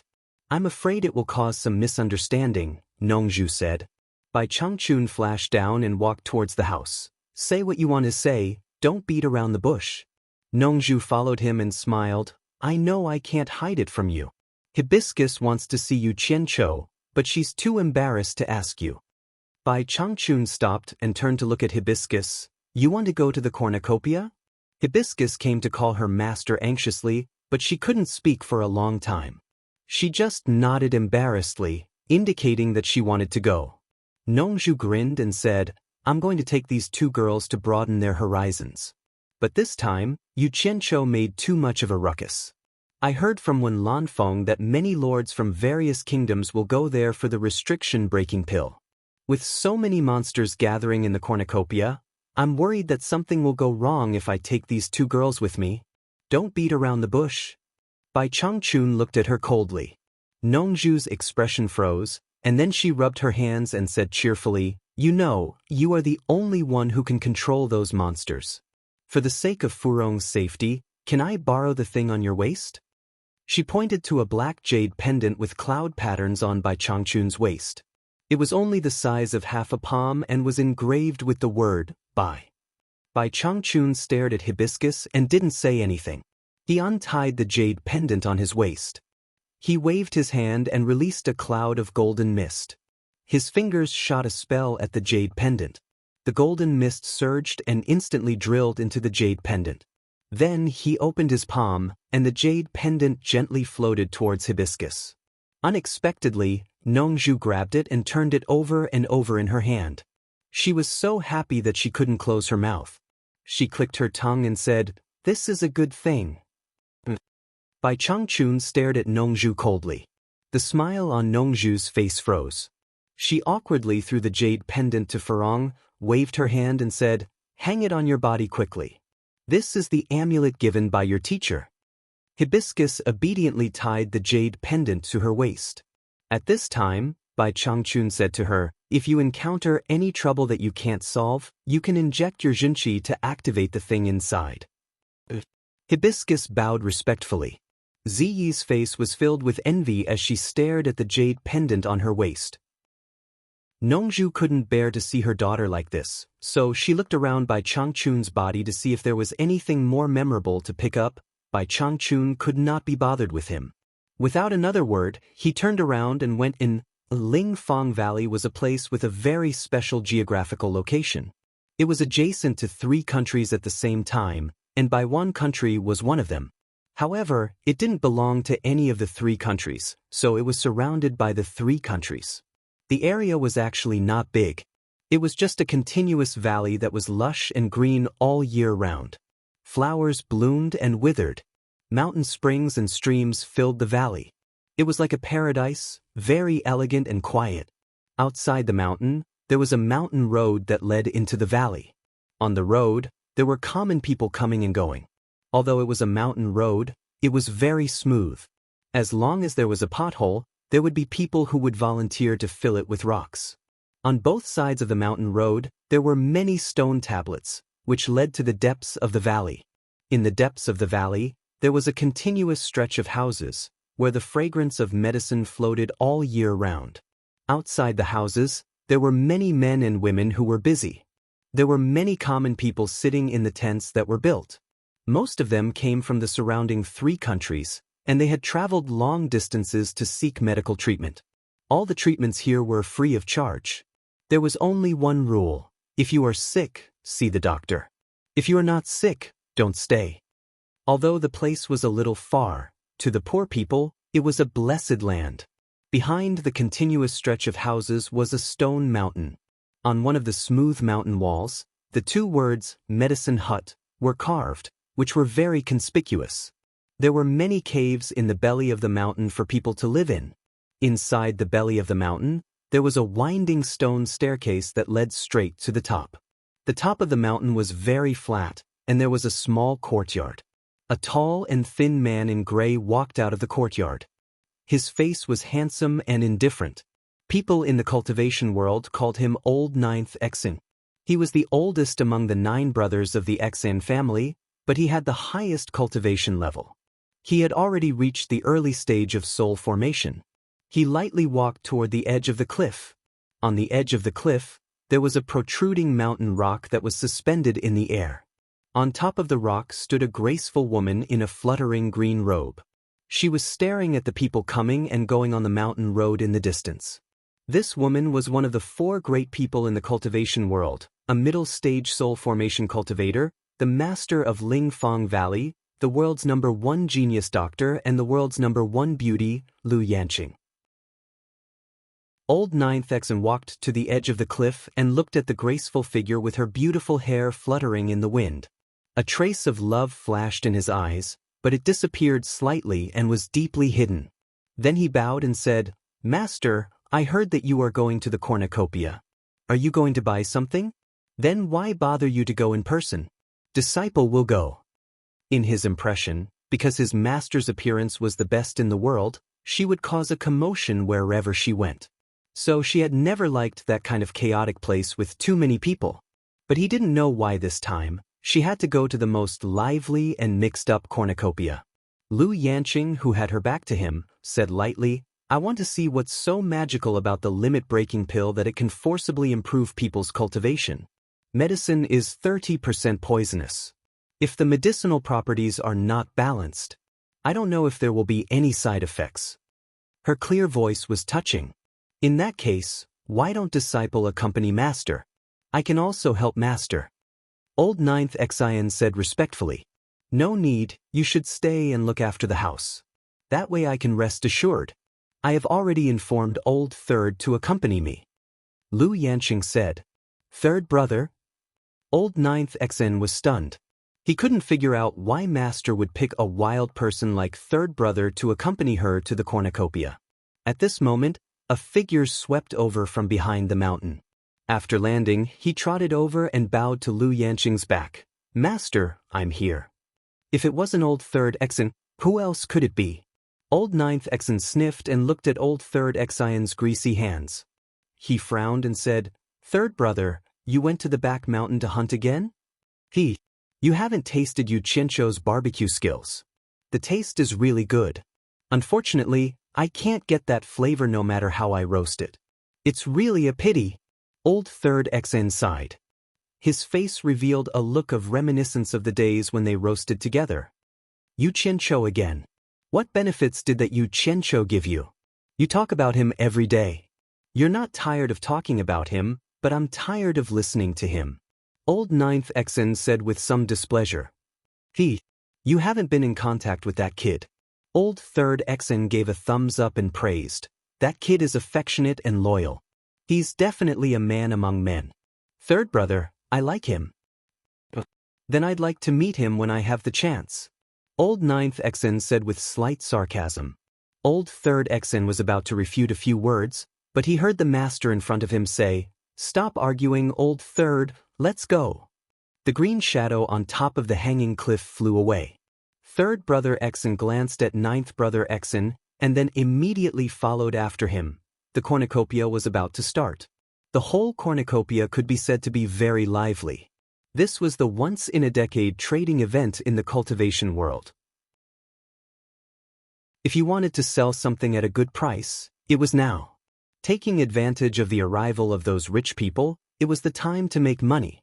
Therefore, not only in the hands of the various forces, but also those cultivators who specialized in trading also took out the treasures they had bought over the years, ready to sell them at the cornucopia. In the previous cornucopia, there were many stories of poor rogue cultivators becoming rich overnight. Often, those poor rogue cultivators usually got an inconspicuous thing, but it was a rare thing for refining magic weapons and refining elixirs. They did not expect to sell it at a high price at the cornucopia and make a fortune. The most bizarre thing was that, often, a rare but worthless little thing at the cornucopia, because the children of several wealthy families fought for face and wealth, would inflate something worth a few hundred upper-grade spirit stones to millions of upper-grade spirit stones. Then, the seller became rich overnight without knowing it. These stories made people palpitate with excitement. Whether it was those poor rogue cultivators or the grassroots disciples of various sects, as long as they collected something strange, they would bring it to the cornucopia to try their luck. In this way, the liveliness of the cornucopia could be imagined. The rich came to spend money wantonly, and the poor came with the dream of getting rich. The prices of restaurants and inns skyrocketed, and most of them were occupied by the children of wealthy families. The World Chamber of Commerce also set aside 2 square squares of stalls for rent in those places that used to be on the periphery and no one cared about. Starting from the location near the center and extending outwards, the stalls ranged from 10 upper-grade spirit stones to 1 upper-grade spirit stone per day. In the 10 days of the cornucopia, the World Chamber of Commerce made a net profit of millions of upper-grade spirit stones every day. In previous years, some rogue cultivators did not want to pay rent in order to save money, so they carried things with them and peddled them in the cornucopia. But if they were discovered by the law enforcement patrol team of the World Chamber of Commerce, it would be bad, and everything on them would be confiscated.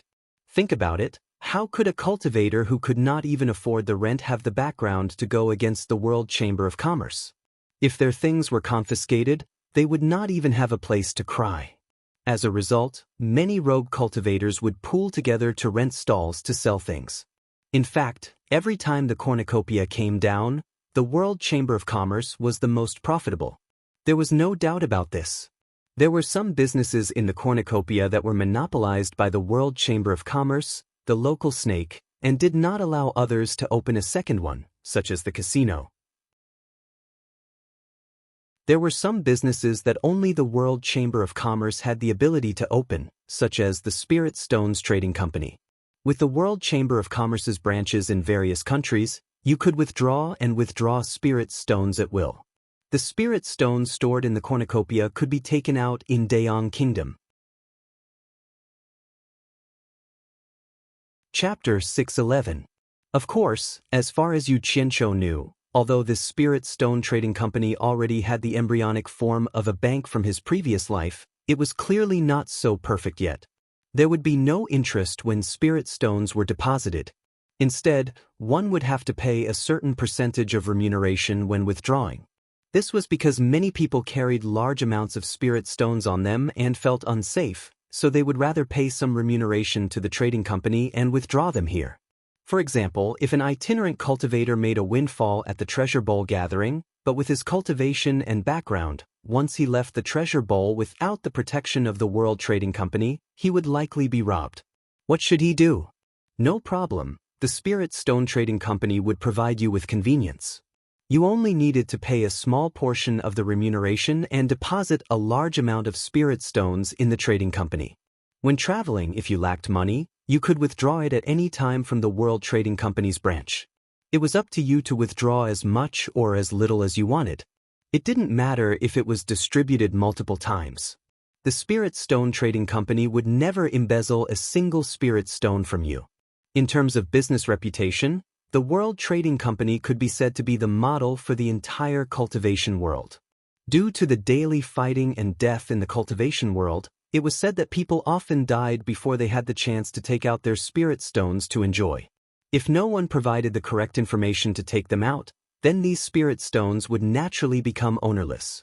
It was rumored that the World Trading Company could earn over 100 million high-grade spirit stones from this windfall every year. If your cultivation was low and you found some treasure at the treasure bowl gathering, you might be robbed on your way home. No problem, as long as you could afford the remuneration, the World Trading Company's escort company would provide protection and help you send it back. If the protection failed, the World Trading Company would compensate you according to the valuation. In short, if you had any problems with money or property, you could seek help from the World Trading Company. As long as you could provide the corresponding remuneration, the World Trading Company would provide you with a full range of services, and their reputation was absolutely guaranteed. This was the World Trading Company founded by Yin Baikong. Such a huge business giant, doing business in both the cultivation world and the secular world at the same time, made people jealous and envious. At the same time, they couldn't help but admire it. The flow of people in the treasure bowl increased dramatically.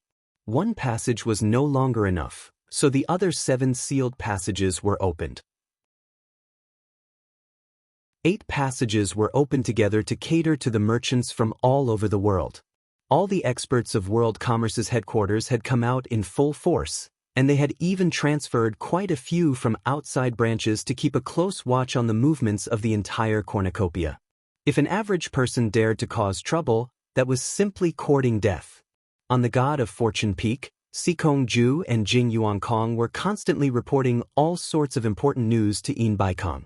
In the World Chamber of Commerce, Sikong Ju was in charge of external affairs while Jing Yuankong was in charge of internal affairs.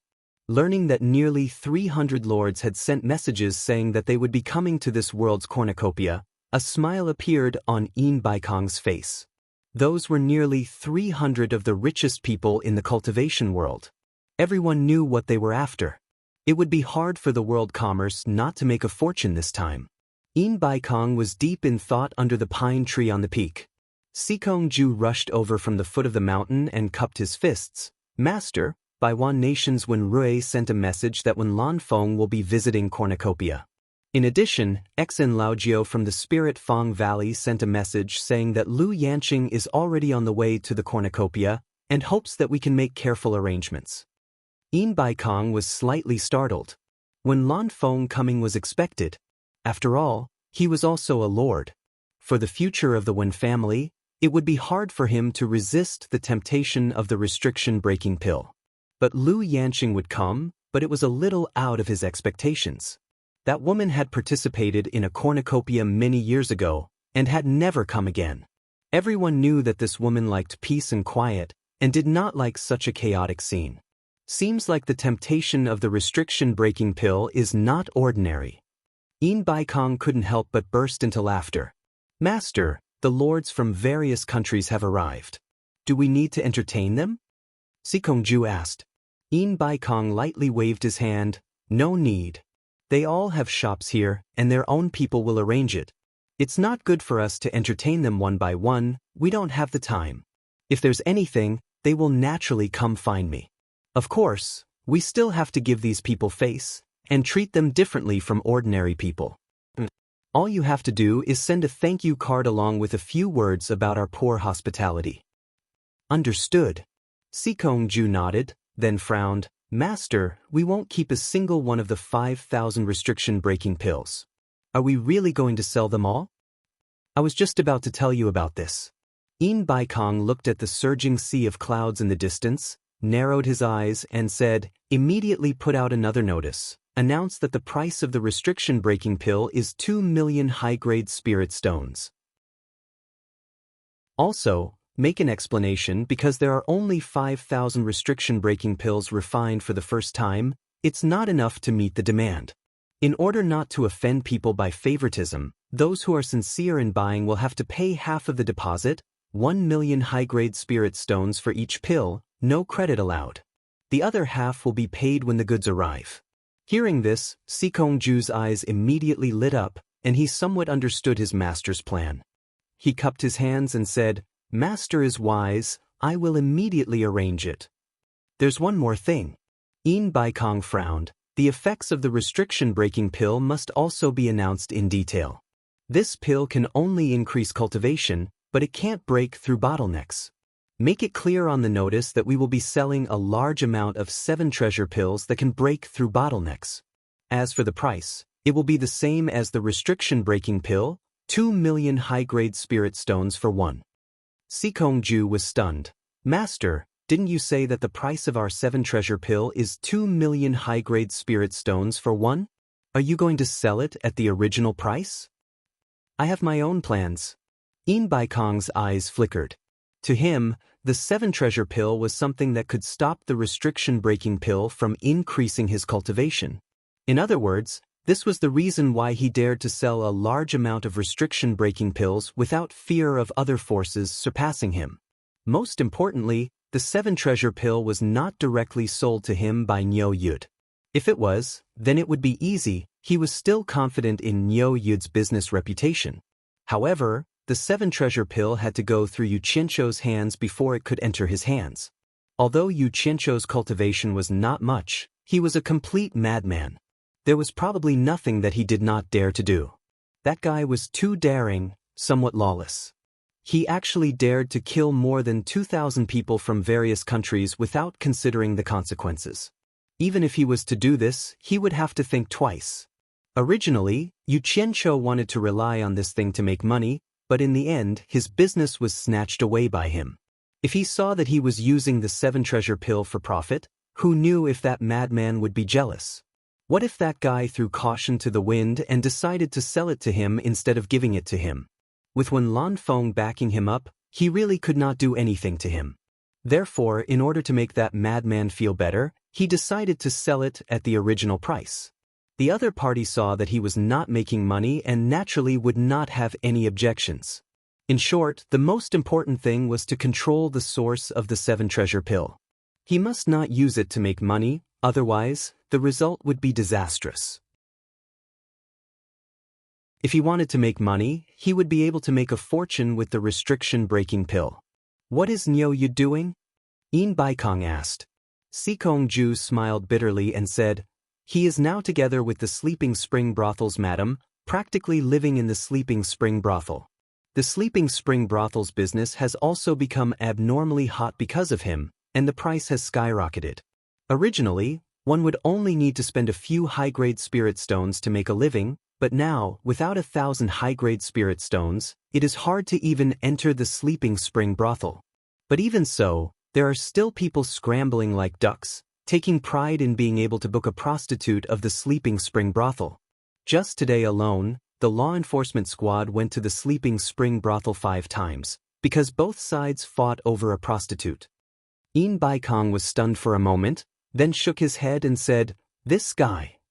He then instructed, take care of the matter regarding the notice, then personally go to the Sleeping Spring brothel and invite him over. I have something to discuss with him. While they were talking about Yu Qianqiu here, Yu Qianqiu himself was in the backyard of the Spring Slumber building with Yen Yu, making love to each other to the death.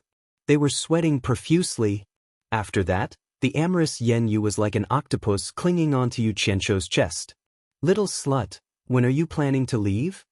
Yu Qianqiu asked as he caressed her plump bosom.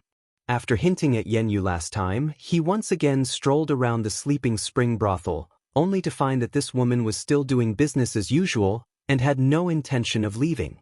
He immediately gnashed his teeth in hatred. This woman was too disobedient, so he accidentally became a regular customer of this backyard. Why should I leave? Yen Yu's eyes flashed with craftiness as she said, since no one cares, it's the same wherever you go. It's better to stay in the cornucopia, at least there's a guarantee of safety. Yu Qianqiu immediately became furious, pushing her smooth body away, sat up and stared at her, saying in a deep voice, I'll be frank with you. I'm just playing with you, don't think that I'll do anything to you.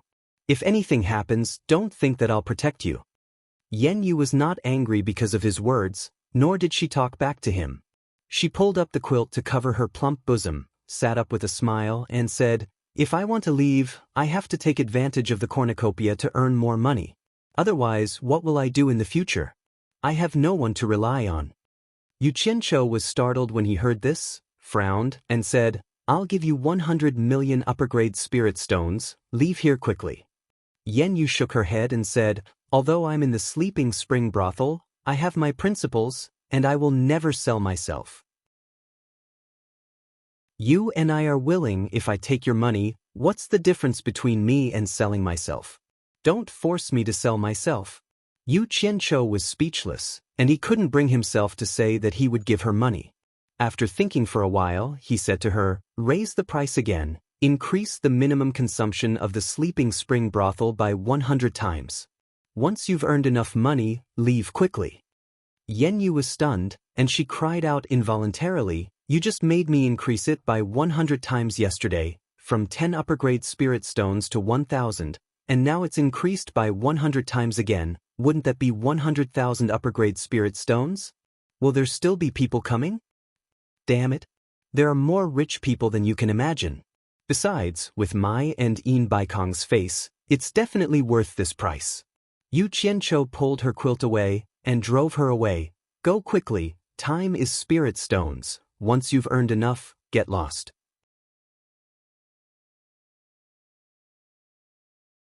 Chapter 6:12. After tidying up, Yen Yu quickly went to the front hall to make arrangements for the price increase. When the notice for the minimum consumption of 100,000 upper-grade spirit stones was posted, like a stone that caused 1,000 ripples, the news quickly spread in cornucopia and everyone thought that Sleeping Spring Loft had gone crazy. It immediately attracted a lot of people to Sleeping Spring Loft. Everyone wanted to see if someone would be so generous for a prostitute. However, to everyone's surprise, there was still an endless stream of customers. Yen Yu stood in front of the door and watched the crowd's reaction with a smile. Seeing this, she immediately relaxed. A few cultivators in brocade clothes surrounded an arrogant middle-aged man and squeezed into the crowd. The people clearing the way kept yelling, "People in front, make way. Don't block the door." The people who were pushed aside saw their clothes and immediately recognized them as disciples of East Nation's Cloud Palace. They couldn't afford to offend them and quickly moved to the side. Some even recognized the middle-aged man in the middle and whispered, "Isn't that Hu Changsho's third son, Hu Tian? Friend, please make way."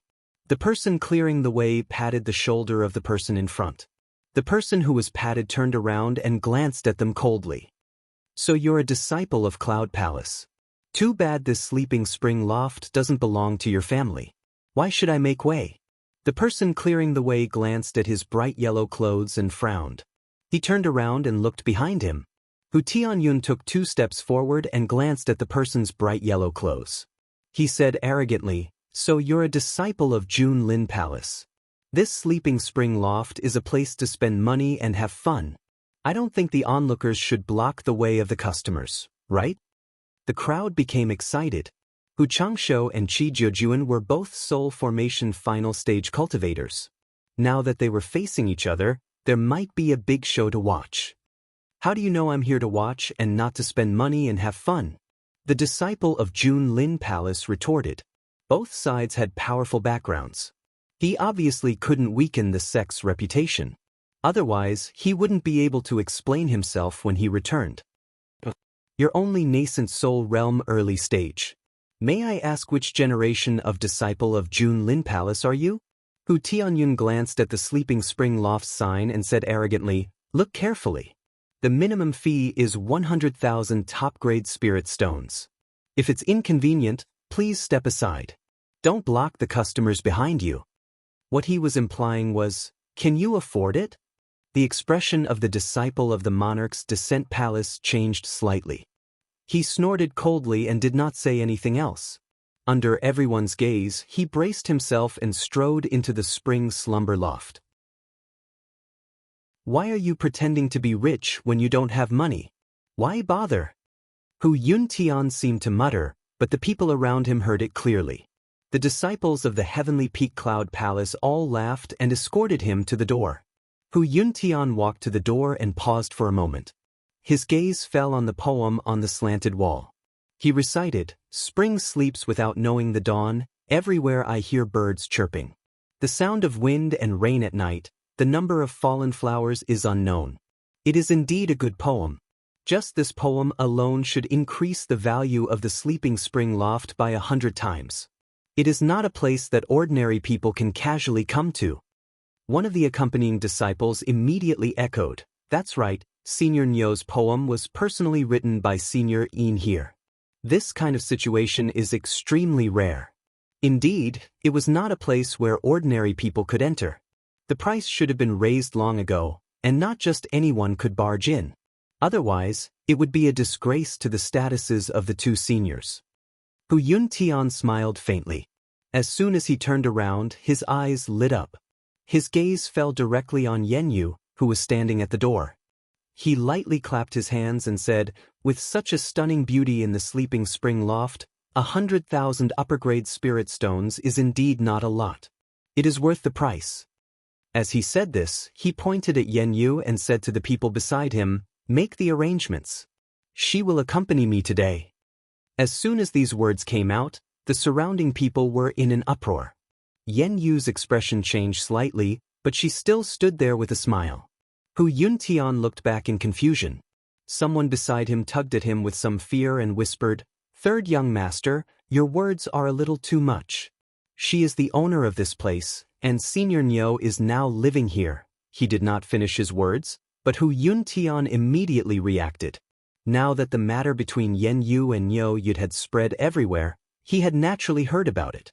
Although he was arrogant, he also knew that there were some people he could provoke, and some people he could not. Nyo Yud dared to slap Fatty Pei's face in public. He was a person that even Yin Baikong had to be polite to. He was not someone that Hu Yuntian, the 3rd young master, could afford to offend. He immediately strode in front of Yenyu, bowed and apologized. "So it is Owner Yen. It was I who spoke rudely. Please forgive me, Owner Yen." The surrounding crowd suddenly sighed. Yenyu had climbed up to a high branch, and now even Hu Changsho's son had to be courteous to her. Things were really different now. It is not your fault for not knowing. Please come in. Yen Yu smiled and waved her hand. After Hu Yuntian and the others bowed, they did not dare to be presumptuous anymore and walked in. Fortunately, these words were not heard by Yu Qianqiu in the backyard. Otherwise, Hu Yuntian might be in some trouble today. Yen Yu stood there for a while longer, and a few more waves of people came in. When they passed by her, they all respectfully saluted and said, "Headmaster Yen." They were all disciples of famous sections. Ordinary cultivators indeed couldn't afford such a high price. The crowd couldn't help but sigh. A group of disciples of famous sects actually bowed respectfully to a brothel proprietress. This was simply unheard of. Just as Yen Yu felt that it was inappropriate for her to stand at the door and was about to turn and leave, a burst of exclamations came from the street. Most of the crowd in front of Sleeping Spring House immediately dispersed and rushed to the street. Yen Yu was startled. She immediately called over a shop assistant and ordered him to see what was going on. Not long after, the shop assistant ran back to inform her that the World Commerce Association had announced new information about the sale of limit-breaking pills. In the backyard, Yu Qianqiu, who was lying naked on the bed, was humming a tune when he suddenly heard the exclamations coming from the distant street. He immediately got up, put on his clothes, and prepared to see what was going on. Just as he walked into the courtyard, he saw Yen Yu swaying her hips as she walked over. "What's going on outside?" Yu Qianqiu asked. Yen Yu relayed the information that the shop assistant had gathered in detail. The restriction-breaking pill costs 2 million high-grade spirit stones each. Those who wish to purchase it must pay a deposit of 1 million. Yu Qianqiu said a few words, his eyes narrowed slightly, and then he let out a series of cold laughter. He now understood everything. He really had to give it to Yin Baikong. This old fellow's business mind was really amazing. His wishful thinking was really good. No wonder he dared to say such arrogant words. If there were tens of thousands of limit-breaking pills that cost 1 million high-grade spirit stones, he would have eaten them all. At first, he thought that Yin Baikong was just trying to brush him off when he said he would sell limit-breaking pills. He didn't think that Yin Baikong would sell limit-breaking pills to other forces and watch them grow stronger. He didn't expect that Yin Baikong was still hiding such a trick. For example, if an early-stage foundation establishment cultivator wanted to raise their cultivation to early-stage tribulation passing, they would need 9 limit-breaking pills, which were worth 1 million. In addition to the 2 million or so spirit stones used, one cultivator would need to spend about 10 million high-grade spirit stones. Now that he was selling limit-breaking pills for 2 million each, it was equivalent to giving Yin Baikong one for free. The more people bought, the more limit-breaking pills he would get for free. In the end, he only needed to pay a small portion of the spirit stones for the World Commerce's disciples to absorb spiritual energy to raise their cultivation. With the World Commerce's financial resources, it wouldn't be a problem at all. The limit-breaking pills he consumed would be equivalent to getting them for free. What was even more amazing was that Yin Baikong actually used the tactic of paying a deposit in advance. In other words, no matter how many limit-breaking pills he bought from him in the future, he would still have to fork out the capital of the few billion he gave him before.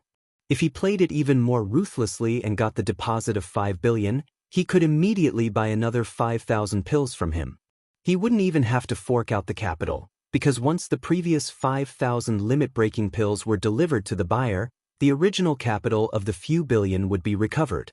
Yin Baikong didn't have to bear any risk at all, because if he played it this way, the 5,000 limit-breaking pills he had on hand would put him in an invincible position. Amazing! He had succeeded in this gamble and was now sitting on the fishing platform. Previously, he really thought that Yin Baikong would need to mobilize a large amount of the World Commerce's working capital to buy the pills. Now that he saw the situation, he decisively made a move and got back the capital with interest. In the future, he wouldn't need to mobilize a single cent of the World Commerce's working capital. With his methods, no one from the various countries would be able to escape his grasp. Perhaps some people would say that 2 million per limit-breaking pill was too expensive and that no one would buy it. But the real limit-breaking pill was so miraculous that it couldn't be bought for 2 million per pill. Moreover, for the various countries, starting from accepting a disciple and nurturing him to the early stage of tribulation passing would take many years, including daily expenses. Even if they spent 40 to 50 million high-grade spirit stones, they still might not succeed. Now, they only needed to spend 10 million high-grade spirit stones. Even with the price of the 7 treasures pill, it wouldn't exceed 20 million. Moreover, it was a quick success, which was equivalent to creating a group of early-stage tribulation-passing experts for their own use. Who could resist such a temptation? And the most fatal point was that they had no choice but to buy it. Who would be willing to watch others grow stronger and threaten them? Selling the 7 treasures pill at its original price would not earn a single spirit stone. From this, it could be seen that Yin Baikong had asked for the right to buy and sell the 7 treasures pill not to make money. In reality, it was to control the supply of the 7 treasures pill and choke the throats of those who bought the limit-breaking pill. No matter how many limit-breaking pills you bought, you couldn't surpass the influence of the world commerce. If the buyer felt that it was unfair, then they could choose not to buy the limit-breaking pill and someone else would buy it. The 7 treasures pill was controlled by Yin Baikong, so the initiative was in his hands. He could decide how he wanted to play. Others couldn't refuse to buy the limit-breaking pill. You think it's unfair? You don't want to buy it? Fine, I won't force you. I can sell some of the 7 treasures pill to your opponents, as long as you can sit tight. If everyone buys it, that's fine too. It's not that I won't sell the 7 treasures pill, but I'll sell it slowly. However, I don't know when I'll be able to sell it. Chapter 6:13. Furthermore, everyone would receive an equal share. Even if there were more, it wouldn't be enough for so many countries to divide it. Even if they took out 10,000 7 treasures pills at once, if they were divided among 300 countries, each country would at most get around 30 pills. When the time came, he would have an excuse to say that his refining speed was just that. For the sake of fairness, no one could do anything to him. If you were not satisfied, you could ask others to buy less and sell the rest to you. But who would agree to this? But the World Chamber of Commerce was different. As long as they earned enough money, they would immediately have enough limit-breaking pills and 7 treasures pills to use together. This way, Yin Baikong would be taking everyone's money and earning everyone's money. If they provided enough limit-breaking pills, he could use the 7 treasures pills as leverage to extract as much spirit stones from the various nations as possible. When the time came, he might not even need to spend a single spirit stone to use the spirit stones from the various nations to raise the cultivation of every disciple of the World Chamber of Commerce to the early stage of passing tribulation. Imagine how terrifying it would be if all the disciples of the World Chamber of Commerce became passing tribulation experts. Just the thought of it sent shivers down one's spine. Even if someone killed Yin Baikong, any small leader of the World Chamber of Commerce could easily lead a group of disciples to retaliate. That would be unbearable. No matter how high one's cultivation was, if they couldn't kill you, they could kill your subordinates and turn you into a lord without an army. At that time, what kind of lord would you be? If you didn't have any subordinates, would you have to go to the spirit stone mines to dig for spirit stones?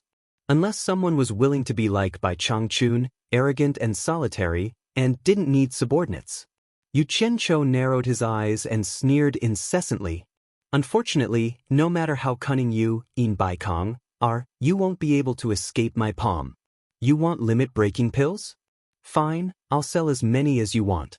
I'll let you earn them slowly. The more you earn, the harder it will be for you to clean up.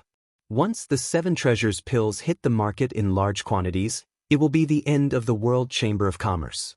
I won't have to worry about that jade archive depicting the various nations. I'll take this opportunity to take care of you. Seeing his expression, Yen Yu asked carefully, "Is there a problem? I still want to buy some limit-breaking pills." Yu Qianqiu was stunned. He looked her up and down and said in surprise, "You're already at the early stage of crossing calamity. Why do you still want to buy the restriction-breaking pill?" Yen Yu shook her head and said, "It's not me who bought it, it's the Sisters of Sleeping Spring Loft. Everyone earns this shameless money just to go further on the path of cultivation. A few of them occasionally encountered generous benefactors and saved some money, wanting to take advantage of this opportunity to improve their cultivation to the next level. However, they're afraid that they won't be able to buy them if they have too few pills and too many people, so they want me to buy some through my relationship with you. At first, I didn't agree, but I couldn't resist their begging. After all, it's not easy for everyone.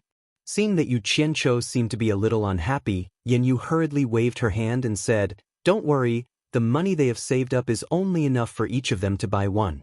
Also, they would pay according to the selling price, not a single spirit stone less. They're just worried that they won't be able to see the 5,000 restriction-breaking pills on the market before they'll be divided up by the big powers."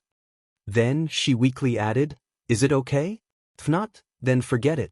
Yu Qianqiu frowned and stared at Yanyu, not knowing what to say. Although he had a physical relationship with her, he didn't know her very well. There were some truths that he couldn't tell her. After thinking for a while, he frowned and said, "Yanyu, some things aren't as simple as they seem.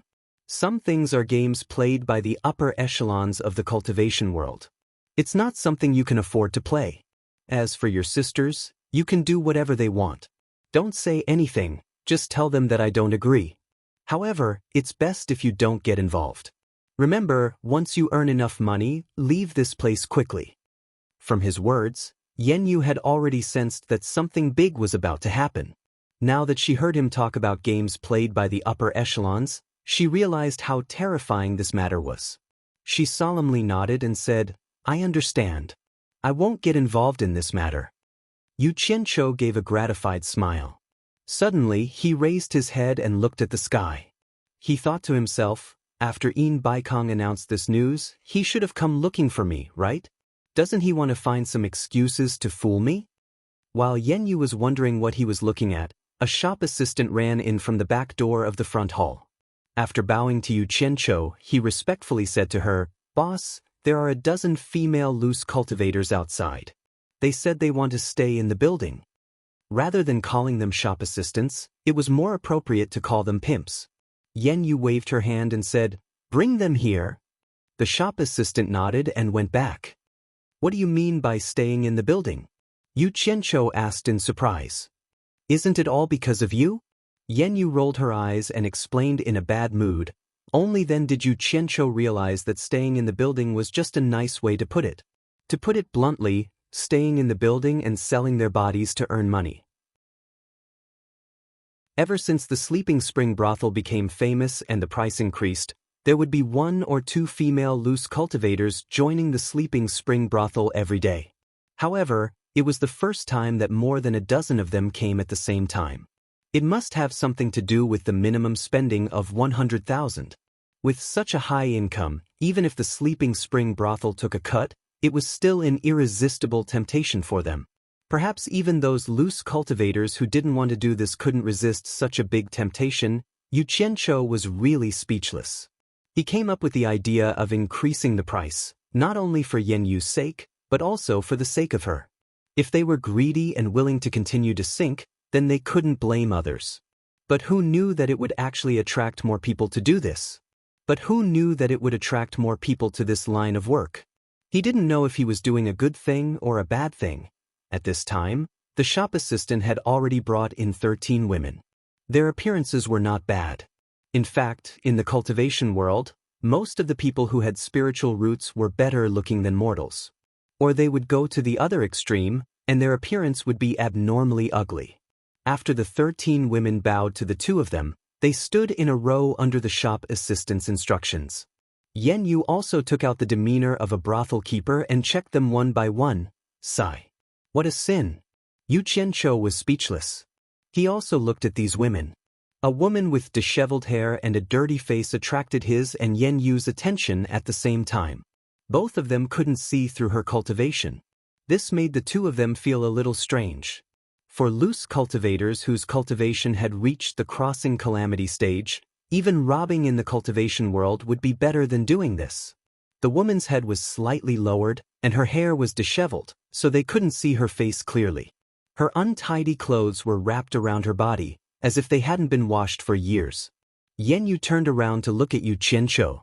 She saw that he was squinting at the woman. Obviously, he also noticed that something was wrong. With Yu Qianzhou's support, Yenyu wasn't afraid that the other party would come up with any tricks. She then stood in front of the women and started lecturing. Since everyone has come to Sleeping Spring Brothel, you must be clear about the rules. However, I still have to remind you. I don't have too many rules here. Anyone who comes to my brothel will be provided with a single room for free.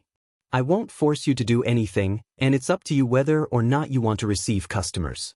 However, Sleeping Spring Brothel will take 50% of the revenue from receiving customers, which is half. The tax for cornucopia will be paid by Sleeping Spring Brothel. At this point, among the 13 people, someone suddenly asked, "Didn't you say that Sleeping Spring Brothel is now exempt from all taxes?" Yu Qianzhou looked at the woman who spoke, speechless. Yenyu nodded and said, "Last time, Senior Ian said that Sleeping Spring Brothel is exempt from all taxes. If you really don't want to collect taxes, then I will return the tax to you. It's all hard-earned money, so I won't take advantage of you. In other words, if you don't pay taxes, Sleeping Spring Brothel will only take a 40% commission.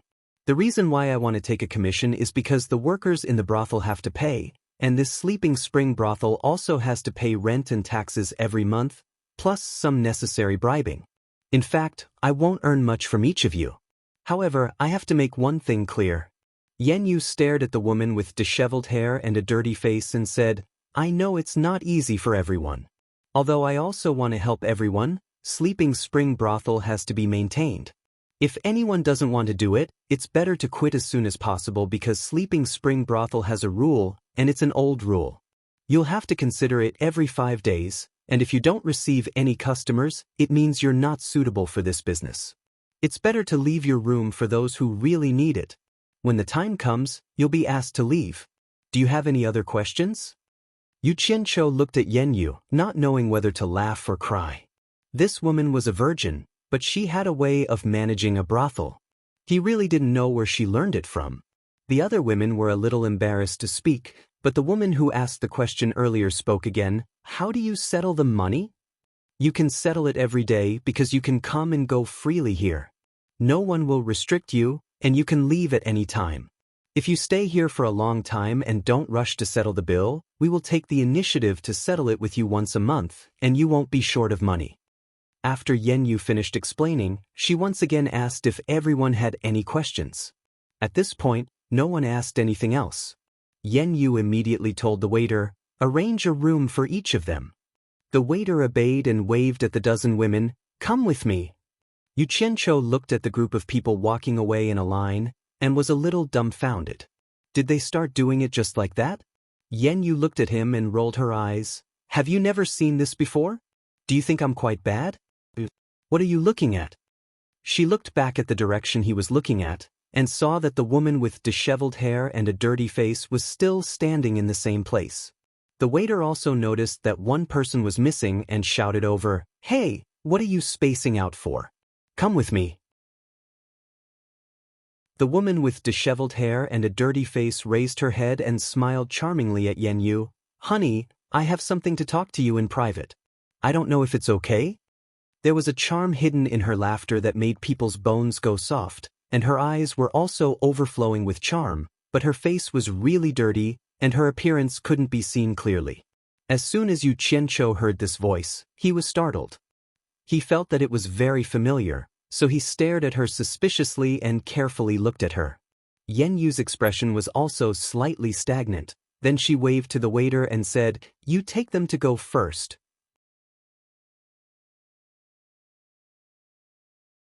Chapter 6:14. The sounds of extravagance could be heard continuously in Sleeping Spring Tower, but the backyard was quiet. 3 people stood there and sized each other up. "You must be Senior Nyo Yud, whose name has shaken the world, right?" the unkempt woman asked respectfully. There was a hint of puzzlement in her alluring eyes. She seemed to have seen this Senior Nyo somewhere before. Hence, she sized up Yu Qianzhou bit by bit. Yu Qianzhou nodded without saying a word, but his heart trembled. That gaze was too familiar. It was a gaze that could charm all living things, and it was exactly the same as the 100 Charms beauties. However, The unkempt and dirty attire made it impossible for others to see her true appearance. Yu Qianqiu suppressed the shock and bewilderment in his heart and sent a private message to Yen Yu. Yen Yu, let her return to her original appearance. Yen Yu understood what he meant and said to the unkempt woman, I don't care who you are. If you have something to say, please show me your sincerity. I don't think there's anything to say to someone who hides her face. She casually pointed at the small room at the side of the house, which was used for bathing. Her meaning was already very clear, and there was no need for her to say anything else. The unkempt woman giggled and bowed slightly to the two of them. She did not waste her breath and walked into the room where the bathing area was. Yu Qianqiu stared at the figure that disappeared behind the door, and he was a little absent-minded. He noticed that not only did the woman's gaze resemble the 100 Charms beauties, even her laughter was the same. Although her disheveled hair and dirty face covered her true appearance, as long as she made a sound or revealed a frown or a smile, her overflowing charm could not be concealed. But why would the 100 Charms beauty appear here? Yu Qianqiu frowned. He was almost certain that it was her, but he did not dare to be certain before he saw her true appearance. After all, the 100 Charms beauty was the master of a cult, and there was no way she would come here so easily. Once her identity was exposed, it would be too dangerous. Yen Yu looked at the room, then at Yu Qianqiu's expression. She felt that there was something off about his expression. The sound of water splashing in the enclosure stopped. After a while, the wooden door creaked open. The two people in the courtyard were stunned at the same time. Yen Yu's eyes were filled with amazement, while Yu Qianqiu was speechless. A beautiful and graceful figure leisurely walked out. Her light muslin was like fog as she walked, and her charming smile was dazzling. She was truly a peerless beauty that could turn all living things upside down. Who else could it be other than the 100 Charms beauty? The Enchantress of 100 Charms walked in front of the two of them and casually spun her arms in a circle. The spring scenery under the light muslin was lively and fragrant. Every frown and every movement was full of charm. Then she bowed and said, Master, how is my sincerity? Yen Yu's stunned expression had yet to fade away. At this moment, when she stood next to this woman and compared herself to her, she suddenly felt a sense of inferiority. In the past, he was quite confident in his own style. Only now did he realize that there was always someone better than him out there. As a woman, this was the first time she knew that a woman could be so feminine that even a woman's heart palpitated with eagerness. When the two women stood together, in terms of appearance, they were equally matched. However, in terms of charm, the difference was not that small. It was like one was a disciple who had just seen the door of charm, enough to make a man's heart palpitate with eagerness, while the other was a graceful grandmaster who could charm all living things. They were not on the same level at all. It was really her. Yu Qianqiu was speechless. He did not find it strange. The reason why the Enchantress of 100 Charms was called the Enchantress of 100 Charms was because of her peerless charm. Moreover, after spending some time together, he had more or less developed some immunity. At this moment, he really wanted to ask her loudly, "What are you doing here? You're really causing trouble. Are you tired of living?" Yen Yu glanced at Yu Qianqiu and was slightly startled. She was curious. Such a woman, even her own heart palpitated with eagerness. However, this Niu Yud's eyes were somewhat cold. No wonder you want to conceal your true appearance. With your charm, once you reveal yourself, I'm afraid you won't be able to reach the cornucopia. Yen Yu could not help but praise. She then asked, "Don't you have something to say to me? Please speak." A wise person does not lie in front of others. The Enchantress of 100 Charms said to Yen Yu indifferently, "I want to find a place to stay here." Her eyes were always faintly discernible at Yu Qianqiu, still a little puzzled. Yen Yu was startled. She shook her head and said, "I'm afraid I'll have to disappoint you. I don't know what you want to do, and I don't want to know. However, my spring slumber loft is a group of people with a poor life. We are weak and can't afford to cause trouble. Please find another place to stay." "I'm sorry." The Enchantress of 100 Charms explained, "Mistress Yen has misunderstood. I'm definitely not here to cause trouble. I just heard about the bustle of the cornucopia and wanted to come and take a look. After the cornucopia ends, I'll leave. Yen Yu said disapprovingly, there are many cornucopia restaurants and inns. Although it's a little expensive, I'm sure this sister isn't someone who lacks money to spend. Mistress Yen has a good eye. I really don't want to be harassed too much, and I don't dare to cause trouble. The Enchantress of 100 Charms smiled bitterly as she looked at her figure. Yen Yu was silent. Indeed, with her beauty, if she were to show her face in public, it would indeed cause trouble. This was the sorrow of women. She paused and said, "Then why did you choose to stay in my spring slumber loft?" The Enchantress of 100 Charms turned around and bowed to Yu Qianqiu. She said, "It's naturally because of Senior Niu. Senior Niu's cultivation is profound, and his name shakes the world. With Senior Niu in the spring slumber loft, who dares to touch the people of the spring slumber loft?" Yu Qianqiu was speechless. You really know how to choose a place. In Huaxia, you hid in the myriad flower loft, and here, you want to hide in the spring slumber loft. But why do I keep bumping into you in this kind of place? Just at this moment, a figure suddenly appeared in the courtyard. Sikong Ju suddenly appeared and nodded slightly to Yen Yu. The latter quickly returned the greeting, "Senior Sikong." Sikong Ju glanced coldly at the Enchantress of 100 Charms and paused slightly. He then bowed to Yu Qianqiu and said, "Senior Niu, my master invites Senior to the God of Wealth Peak for a chat." They really came. Yu Qianqiu nodded and glanced at the Enchantress of 100 Charms. He transmitted his voice to Yen Yu. "This woman's background isn't ordinary. Keep her for now. She won't be a hindrance to you."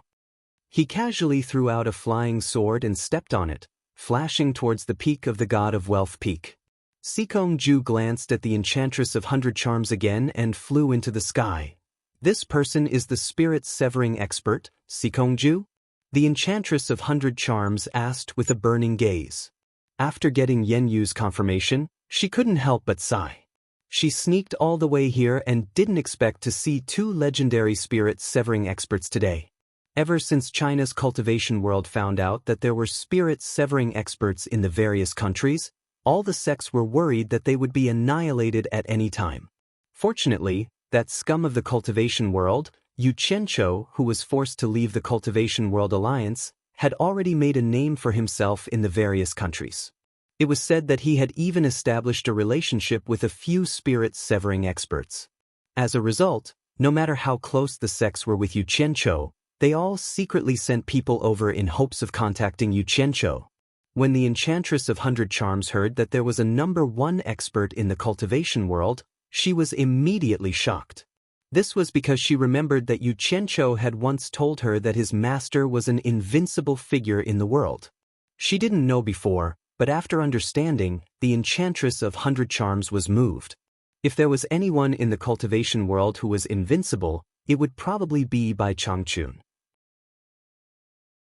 Thinking of all kinds of stories about Yu Qianqiu that she had heard, the Enchantress of 100 Charms was even more certain of her guess. It was said that Bai Changchun, who had an unfathomable cultivation level, had a close friend, a spirit-severing expert called Mr. Nongzhu.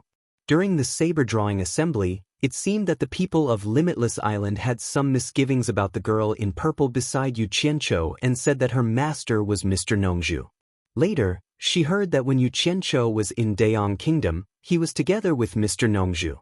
The two coincided, so it was definitely not a coincidence.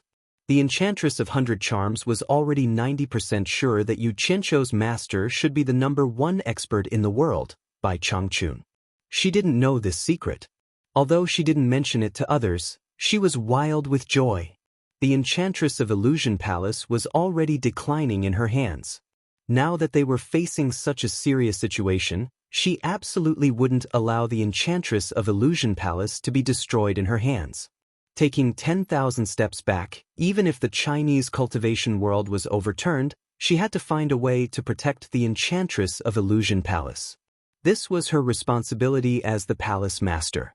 However, the spirit-severing experts who stood at the peak of the cultivation world in all the countries were a group of powerful existences. With her ability, there was no hope of protecting it. Therefore she thought of Yu Qianqiu. The disciple of the #1 expert in the world should have the ability to help her. However, how could the remaining elders of the Enchantress of Illusion Palace let the palace master take the risk so easily? Under the strong resistance of the elders, she still resolutely decided to come to find Yu Qianqiu for help. The reason she convinced the elders was that all the sects were sending people to contact Yu Qianqiu. However, she had a close relationship with Yu Qianqiu, so she had an advantage over others. For the stability of the Enchantress of Illusion Palace, before she left, she passed the position of Enchantress of Illusion Palace to an elder. She knew that her beauty would cause trouble. After sneaking in here, she had been dressing herself up unsightly and secretly looking for Yu Qianqiu everywhere. However, when she arrived here, Yu Qianqiu seemed to have disappeared from the world. Even if she went through all kinds of hardships, she couldn't find any trace of Yu Qianqiu. The holding of the treasure basin gave her a little hope. She was sure that Yu Qianqiu was a person who liked to join in on the fun. Maybe she could find him at the treasure basin. If she really couldn't find him, she was ready to take the risk of breaking into the demon domain. Finally, she arrived at the treasure basin, but she thought of a problem. Since Yu Qianqiu had the intention to hide his traces, even if he came to the treasure basin, he might not let everyone know. Then how could she find him? It just so happened that the House of Spring Slumber had caused a great commotion, and with the support of the mysterious expert Niu Yud, no one dared to find trouble with the House of Spring Slumber. She gritted her teeth and decided to show her true face at the House of Spring Slumber. Presumably, with her beauty, she should be able to quickly become famous in the treasure basin. As long as Yu Qianqiu came to the treasure basin, she didn't believe that he would be so heartless to not come out to see her. The temptress naturally knew how dangerous it was to do this. It was easy to show her face, but difficult to get away.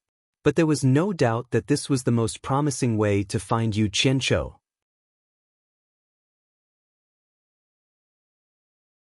Chapter 6:15. The Cornucopia Assembly opened with a bang. The Cornucopia Assembly, the headquarters of the World Chamber of Commerce, suddenly became the focus of the entire cultivation world. The scale of the Cornucopia Assembly this time was far larger than any previous one. The number of participants greatly exceeded the expectations of the World Chamber of Commerce, and the entire Cornucopia Assembly was already overcrowded. At the end of the day, the reason why the heroes of the cultivation world were willing to participate in the banquet was probably because of the restriction-breaking pill. Crooks and honest folk mixed together, and this was often the time when accidents were most likely to occur. The World Chamber of Commerce had no choice but to mobilize experts from their branches. The most shocking thing was that soul formation experts, who were rarely seen in the past, also appeared in the Cornucopia Assembly. From time to time, there would be a burst of exclamations from the crowd moving around the cornucopia. Everyone would always see the flow of people separate at the entrance of the various countries' shops, only to see the legendary lord of the soul formation stage, surrounded by their respective forces, settle down in their own shops. Hua Zongming of the Dian Nation is here. The crowd rushed towards the Dian Nation's shop. Pei Fong of the top 10 experts of the soul formation final stage is here. The crowd rushed to the street where the Millennium Nation's shop was located. Hu Changshou of the Eastern Nation is here. The crowd turned again. The lords appeared one after another, shocking the low-level cultivators who had come to pay their respects to the grand event. They happily roamed all over the place after hearing the news, just to catch a glimpse of those legendary figures at the top. I'm as fat as him. I'm as thin as him. I'm about the same size as him. My nose is the same as his. Our hairstyles are the same. Every time an expert appeared, many cultivators would be excited. They found that they could actually find something in common with themselves from these legendary experts. Even if they had the same full beard, it could make them as excited as if they had been injected with chicken blood. For those cultivators struggling at the bottom of society, being able to find even a tiny bit of similarity with themselves from these legendary experts would undoubtedly magnify it in their hearts by 1,000,000 times. Their originally gloomy and bumpy path of cultivation would instantly be filled with light. On the first day of the assembly, so many top experts had arrived. This was unprecedented. They ran around tirelessly, admiring the legendary soul formation experts one after another. Wen Lanfeng, the world's second expert, Wen Lanfeng, is here. Wen Lanfeng is here too. The excitement that lingered on the streets immediately reached a climax, and the crowd surged forward like water. A few people couldn't hold back and soared into the sky during the Treasure Basin meeting. Except for the law enforcement guards and soul formation experts, no one else was allowed to fly in the Treasure Basin. Otherwise, they would be severely punished. This was an agreement that all the countries had agreed to. After all, everyone had their own businesses here, and too much chaos was not good for anyone. On the roof of the street, an expert at the end of the crossing calamity stage suddenly turned his head to look at the people who had flown up. He waved his hand and shouted, "Capture them! Kill them without mercy!" More than a dozen figures suddenly appeared from all directions, immediately blocking the three people in the air. The expressions of the three of them changed drastically, and they immediately came to their senses. They realized that they had done something stupid in a moment of impulse. One of them immediately begged, "I didn't do it on purpose, give me more." A few screams followed. The law enforcement guards didn't listen to any explanation at all. They obeyed and killed the three of them on the spot. The three people's hot blood splashed in the air, and several severed corpses smashed into the crowd, cooling down the overheated atmosphere on the street. Sikong-ju, who was searching midway, witnessed this scene with his own eyes. He looked at the person on the roof who ordered to kill without mercy and nodded slightly with a look of approval. He was worried that there were too many people and that everyone would be too excited, and something would happen. Now, this decisive kill had produced a great effect. What made Sikong-ju most satisfied was that this person was none other than his third disciple, Mu Lianxiu. Mu Lianxiu was the law enforcement chief of the Treasure Basin meeting, and he was responsible for maintaining the order of the meeting. Wen Lanfeng frowned slightly as he looked at the respectful gazes around him. He didn't expect his appearance to cause such a big commotion. He didn't like to enjoy the feeling of being superior to others.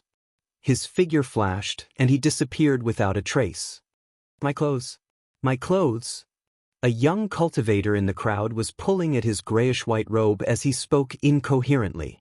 A fellow disciple next to him asked suspiciously, "What happened to your clothes?"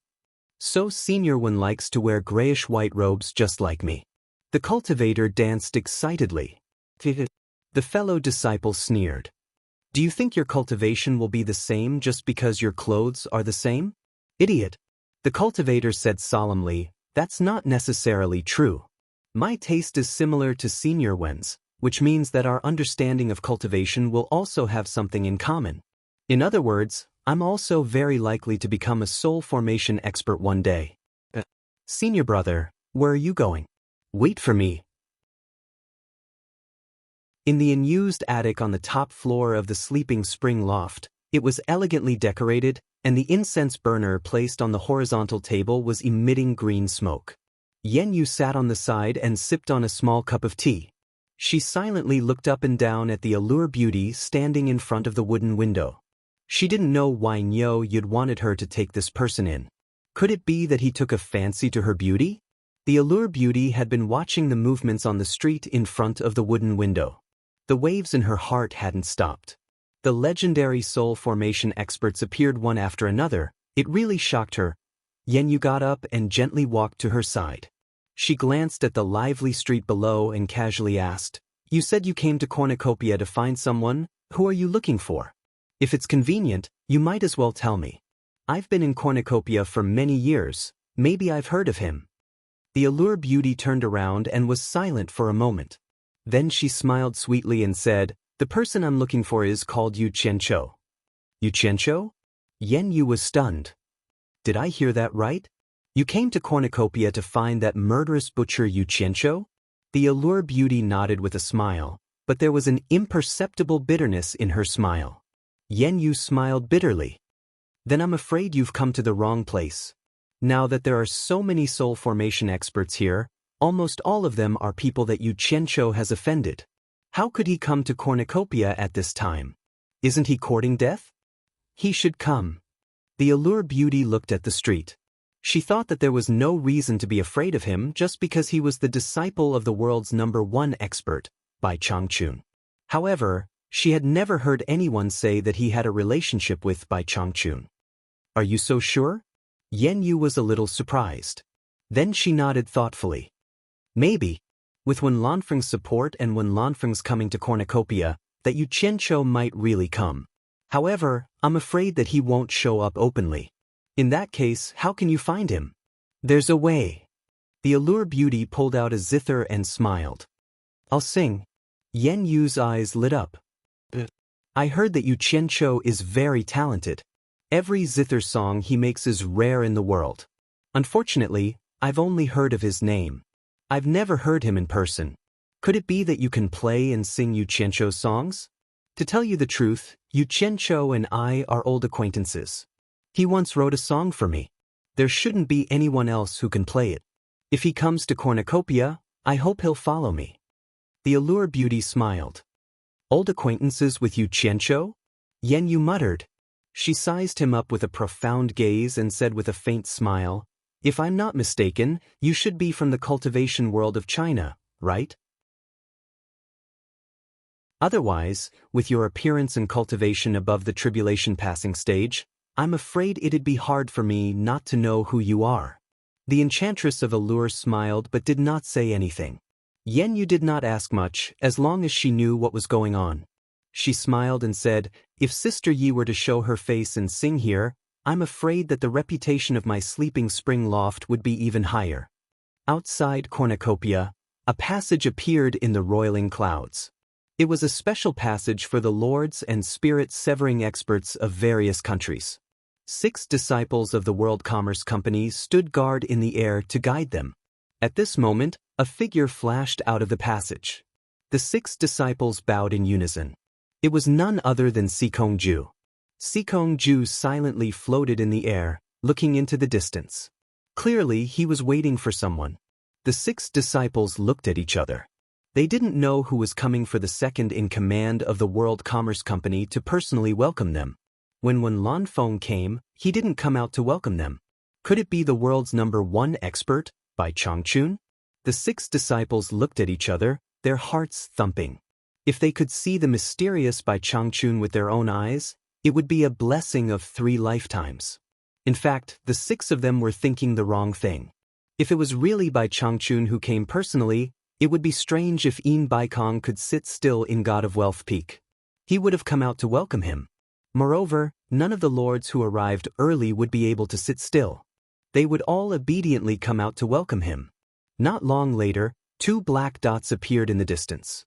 In the blink of an eye, a man and a woman stopped in front of the special passage. The man stood at the side with his hands tied. The woman had a graceful figure. Her green robes fluttered in the wind. She wore a green veil bamboo hat that covered her face, revealing her black hair. Greetings, godly doctor. Sikongju bowed, then raised his hand and said, my master is waiting on the mountain. Please. This man and woman were Lu Yanqing and Xen Laosen. The 6 disciples secretly clicked their tongues. So it was the world's #1 beauty, Lu Yanqing. They wanted to carefully look at the face behind the green veil bamboo hat, but they didn't dare to be rude. Just as they were about to enter the passage, someone shouted from afar, is that Lu Yanqing in front? They paused at the same time. Looking back, they saw a flying magic tool flying towards them at high speed from another direction. When they arrived, they saw Nongju looking at them with a smile. Behind him stood 2 women. Sikongju was slightly startled.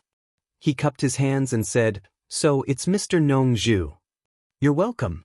Nongju waved his hand. He stared at Lu Yanqing and sized her up. Lu Yanqing, how rare. Why you here? Nongju, you're here. Her voice was as light as an orchid in an empty valley, and as clear as an oriole's cry. Lu Yan's gaze behind the curtain landed on Ziyi's body, and said softly, Ziyi is here too.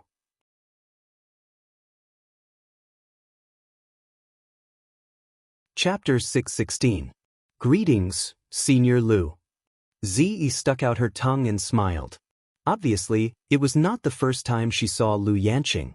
Farong did not know any of them, but she also followed suit and bowed. Nongzhu, who is this lady? Lu Yanqing looked at Farong and asked in confusion. Nongzhu laughed and said, her name is Farong, an old friend's disciple. She came with me to see the cornucopia. Nongzhu had many friends, but not many could be considered old friends. Lu Yanqing's gaze suddenly stopped at Farong's waist. On the black jade pendant with cloud patterns, there was a frightening word, "Bai," engraved on it. Nongzhu's old friend's disciple? Lu Yanqing's breathing quickened slightly. It was not the first time she saw this jade pendant, but now it was worn on this slightly shy woman. Then her master is? So it's Lady Farong. Lu Yanqing's gauze moved, and she rarely took the initiative to greet a junior. Old Exan had seen Farong in Daong Kingdom, but they had never spoken. This girl was hanging out with Nongzhu at that time, so he did not find it strange. But seeing that his master valued her so much, he was somewhat curious. Sikongju was not blind, so he naturally saw the jade pendant. He had also seen this jade pendant before. His pupils suddenly shrank and the expression on his face twitched. He looked at Farong and swallowed his saliva with difficulty. He rarely cupped his hands and said to Farong, so it's Lady Farong. The 6 disciples were also not fools. They also felt that the atmosphere was a little strange. Sikongju actually took the initiative to bow to a junior? The gazes of the 6 people also fell on Farong with uncertainty. Who is this? Farong timidly returned the greeting to the 2. She did not know what the jade pendant on her waist meant, and did not know how much pressure it was for the people who knew this jade pendant. Nongzhu looked on from the side and was quite satisfied. She admired herself for using Yu Qianqiu to seduce Farong, and then using Farong to steal a jade pendant from Bai Changchun. It was a rare opportunity to borrow the tiger's might. She laughed and said, don't dawdle here. Let's go in first. Please. Sikongju waved his hand solemnly. Then he led them into the cornucopia, and the group headed straight for the God of Wealth Peak. Not long after Yin Baikong sent Niu Yud away, Sikongju arrived with a few people. Nongzhu retracted her flying magical item, then immediately cupped her fists at Yin Baikong and said, Yin Baikong, congratulations. You're going to be rich again. Nongzhu is here. Yin Baikong replied indifferently. He never had a good impression of Nongzhu. This guy relied on the fact that Bai Changchun was his good friend to never put him in his eyes. If it weren't for Bai Changchun, he would have killed him several times when they didn't get along. Nongzhu smiled and did not take it seriously. In his heart, he thought, I know that you and Grandpa don't get along, so I specially got you a nemesis today. Yin Baikong smiled at Lu Yanqing, raised his hand and laughed. Rare guest, rare guest. My cornucopia is greatly honored by Divine Physician Lu's presence. Ha! Brother Yin is too humble. I hope I won't disturb you. Lu Yanqing bowed. I can't even invite an esteemed guest, how can I disturb you? I actually hope you come and disturb me every day. Yin Baikong laughed heartily, then turned to Sikongju and instructed, arrange a quiet courtyard halfway up the mountain. Don't let anyone disturb Divine Physician Lu. Most of the other powers had their own places to stay in Cornucopia, but Lu Yanqing's Spirit Fong Valley did not have any shops in Cornucopia, so naturally, they had no place to stay. They couldn't let one of the 4 eccentrics stay in an inn in Cornucopia, right? Yin Baikong was not that bad. Moreover, Lu Yanqing was such a delicate beauty. Although Yin Baikong was old, he had always been interested in protecting beauties. Most importantly, there were too many people in the cultivation world who owed Lu Yanqing a favor, including Yin Baikong himself who owed Spirit Fong Valley a favor. Don't look at how she stood aloof from worldly affairs, and her cultivation wasn't very high, but no one could underestimate her power. As for whether she used it or not, that was another matter. But then again, to be able to be recognized as one of the 4 eccentrics, none of them were simple. Yin Baikong, arrange a quiet courtyard for me as well. Look at me, it's not safe for me to wander around with 2 girls. Nongzhu asked without any trace of politeness. Yin Baikong coldly glanced at her and snorted, You, Mr. Nongzhu, have a wide range of connections, do you think you don't have a place to stay? You're not joking, right? His words meant rejection. At the side, Lu Yanqing was speechless. She glanced at Hibiscus through the green veil, then closed her red lips again. She wanted to say something to Yin Baikong, but after thinking about it, she felt that it was inappropriate.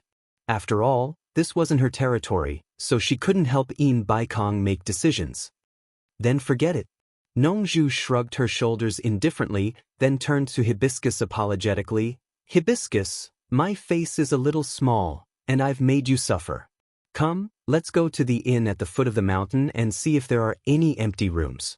I believe that if we look from one to another, we'll definitely find one. Zi, come, let's go down the mountain. It's all right, Hibiscus said weakly. She didn't think that there was any difference between staying at the foot of the mountain and the top. Zi pouted her lips at Yin Baikong. Yin Baikong snorted coldly. This Nongzhu was obviously pretending to be pitiful. How could this old man's god of wealth peak be a place that anyone could stay at? Lu Yanqing's expression became strange. Why did she feel that Nongzhu was deliberately tricking Yin Baikong? If Yin Baikong really offended that person, with that person's thunderous methods, he wouldn't be able to argue at that time. This cornucopia association, what a joke. If this girl was really that person's disciple, then she would have offended that person's entire family. Who would dare to not give that person face? Sikongju's forehead was drenched in cold sweat. His master still hadn't discovered it. He hurriedly moved in front of Nongzhu and awkwardly cupped his hands. Mr. Nongzhu, please wait a moment. I'll discuss it with my master. No need. Your god of wealth peak isn't a place that ordinary people can stay at. The three of us are a little small, so we don't dare to disturb you. I'd better bring my two girls along to beg for a place to stay. Nongzhu sneered sinisterly. Yet, his face revealed an expression that said, just you wait and see, I'll teach you a lesson when the time comes. Lu Yanqing's red lips slightly opened as she secretly smiled bitterly. This Nongzhu really wanted to trick Yin Baikong. Begging on the streets. Sikongju almost choked to death by these words. He repeatedly smiled apologetically. Mister, please wait a moment. Before he could finish, he heard Yin Baikong shout, Sikong, what are you trying to do? This was really rebellious. A disciple actually went against his master's words. Master. Old man, take a good look first. Sikongju almost cried. He hurriedly transmitted his voice to Yin Baikong. Master, look at that girl called Furong. The jade pendant on her waist. This disciple seems to have seen it somewhere before. Since things had already escalated to this point, he didn't dare to say it out loud. If he said it out loud, it would put his master in a difficult position. At that time, he would definitely blame himself for not saying it earlier. He could only use a roundabout way to remind his master and let his master decide for himself. Yin Baikong's face was full of anger as he casually swept a glance. But it was this casual glance that caused Yin Baikong's expression to stiffen. He couldn't tell what kind of expression was on his face, but it was very rich and interesting. The half-palm-sized black jade pendant with cloud patterns didn't seem to be very eye-catching. But the most frightening thing was that there was a Bai character engraved on it. If you asked Yin Baikong if he had seen this thing before, he would tell you that he had seen it before. Moreover, he had seen it several times. Don't look down on such an unremarkable little thing. But to some people it was like a death warrant. Yin Baikong currently had this kind of feeling. The jade pendant that Bai Changchun had carried with him for many years, why would it be on her? Yin Baikong kept asking himself this question in his mind. Miss, where did you get this jade pendant from? Yin Baikong pointed at Furong's waist with a complicated expression. After hearing Nongzhu's pitiful words, Furong really didn't have a good impression of this old woman. Plus, she was too innocent and didn't know how to hide her likes and dislikes. With a face full of disgust, she said, My master gave it to me. What does it have to do with you? Yin Baikong almost choked on her words. A mere core formation stage little girl actually dared to talk to him, one of the top 10 experts in the world, a cultivator of the late soul-severing stage, in such a manner. She must be tired of living. But without a doubt, this also showed that although her cultivation level wasn't high, she didn't put him in her eyes at all. How many people in the world dared to not put a cultivator of the late soul-severing stage in their eyes? Not to mention this little girl. This jade pendant belonged to Bai Changchun, and she said her master gave it to her. Then her master is? Yin Baikong's expression twitched. He angrily stared at Nongzhu and fiercely transmitted his voice. Nongzhu, what do you mean by this? Are you deliberately tricking me? Are you trying to sow discord between me and Bai Changchun? Arrogant? Scared you to death? Nongzhu's stomach was already overjoyed, but on the surface, she coldly transmitted her voice back. Don't think that just because your cultivation level is high, you can wrongly accuse others. When did I sow discord between you and Bai Changchun? What I said earlier has anything to do with Bai Changchun. Don't tell me you don't know who this little girl's master is? Yin Baikong yelled as he clenched his teeth. Whether I know who her master is or not, it's none of your business. Don't tell me I have to report to you? Who gave you such a bad habit? Nongzhu scolded him with satisfaction. These two guys looked at each other and didn't say anything, but how could Lu Yanqing and Sikongju not see that the two of them were already quarreling with each other? Third brother Xen had never seen Bai Changchun before, but now that the topic of the late soul-severing stage cultivator was actually related to Furong's jade pendant, he couldn't help but pay attention. The word Bai on the black jade pendant made his eyebrows twitch. This was obviously an ordinary jade pendant that indicated a surname, but the surname, Bai, seemed to be rare in the cultivation world. The attention of a late soul-severing stage cultivator and his master's attitude immediately made third brother Xen think of a certain person with the surname Bai. He remembered that this girl named Furong seemed to be Yu Qianzhou's woman. You're tuning in to the Dreamy Chapters YouTube channel. We're so grateful for your support, and don't forget to subscribe to join us on this incredible journey through captivating stories. Your generosity through donations truly makes a world of difference, as it's the primary source of revenue that allows me to expand and enhance this channel for you. Thank you from the bottom of my heart for being a part of this adventure.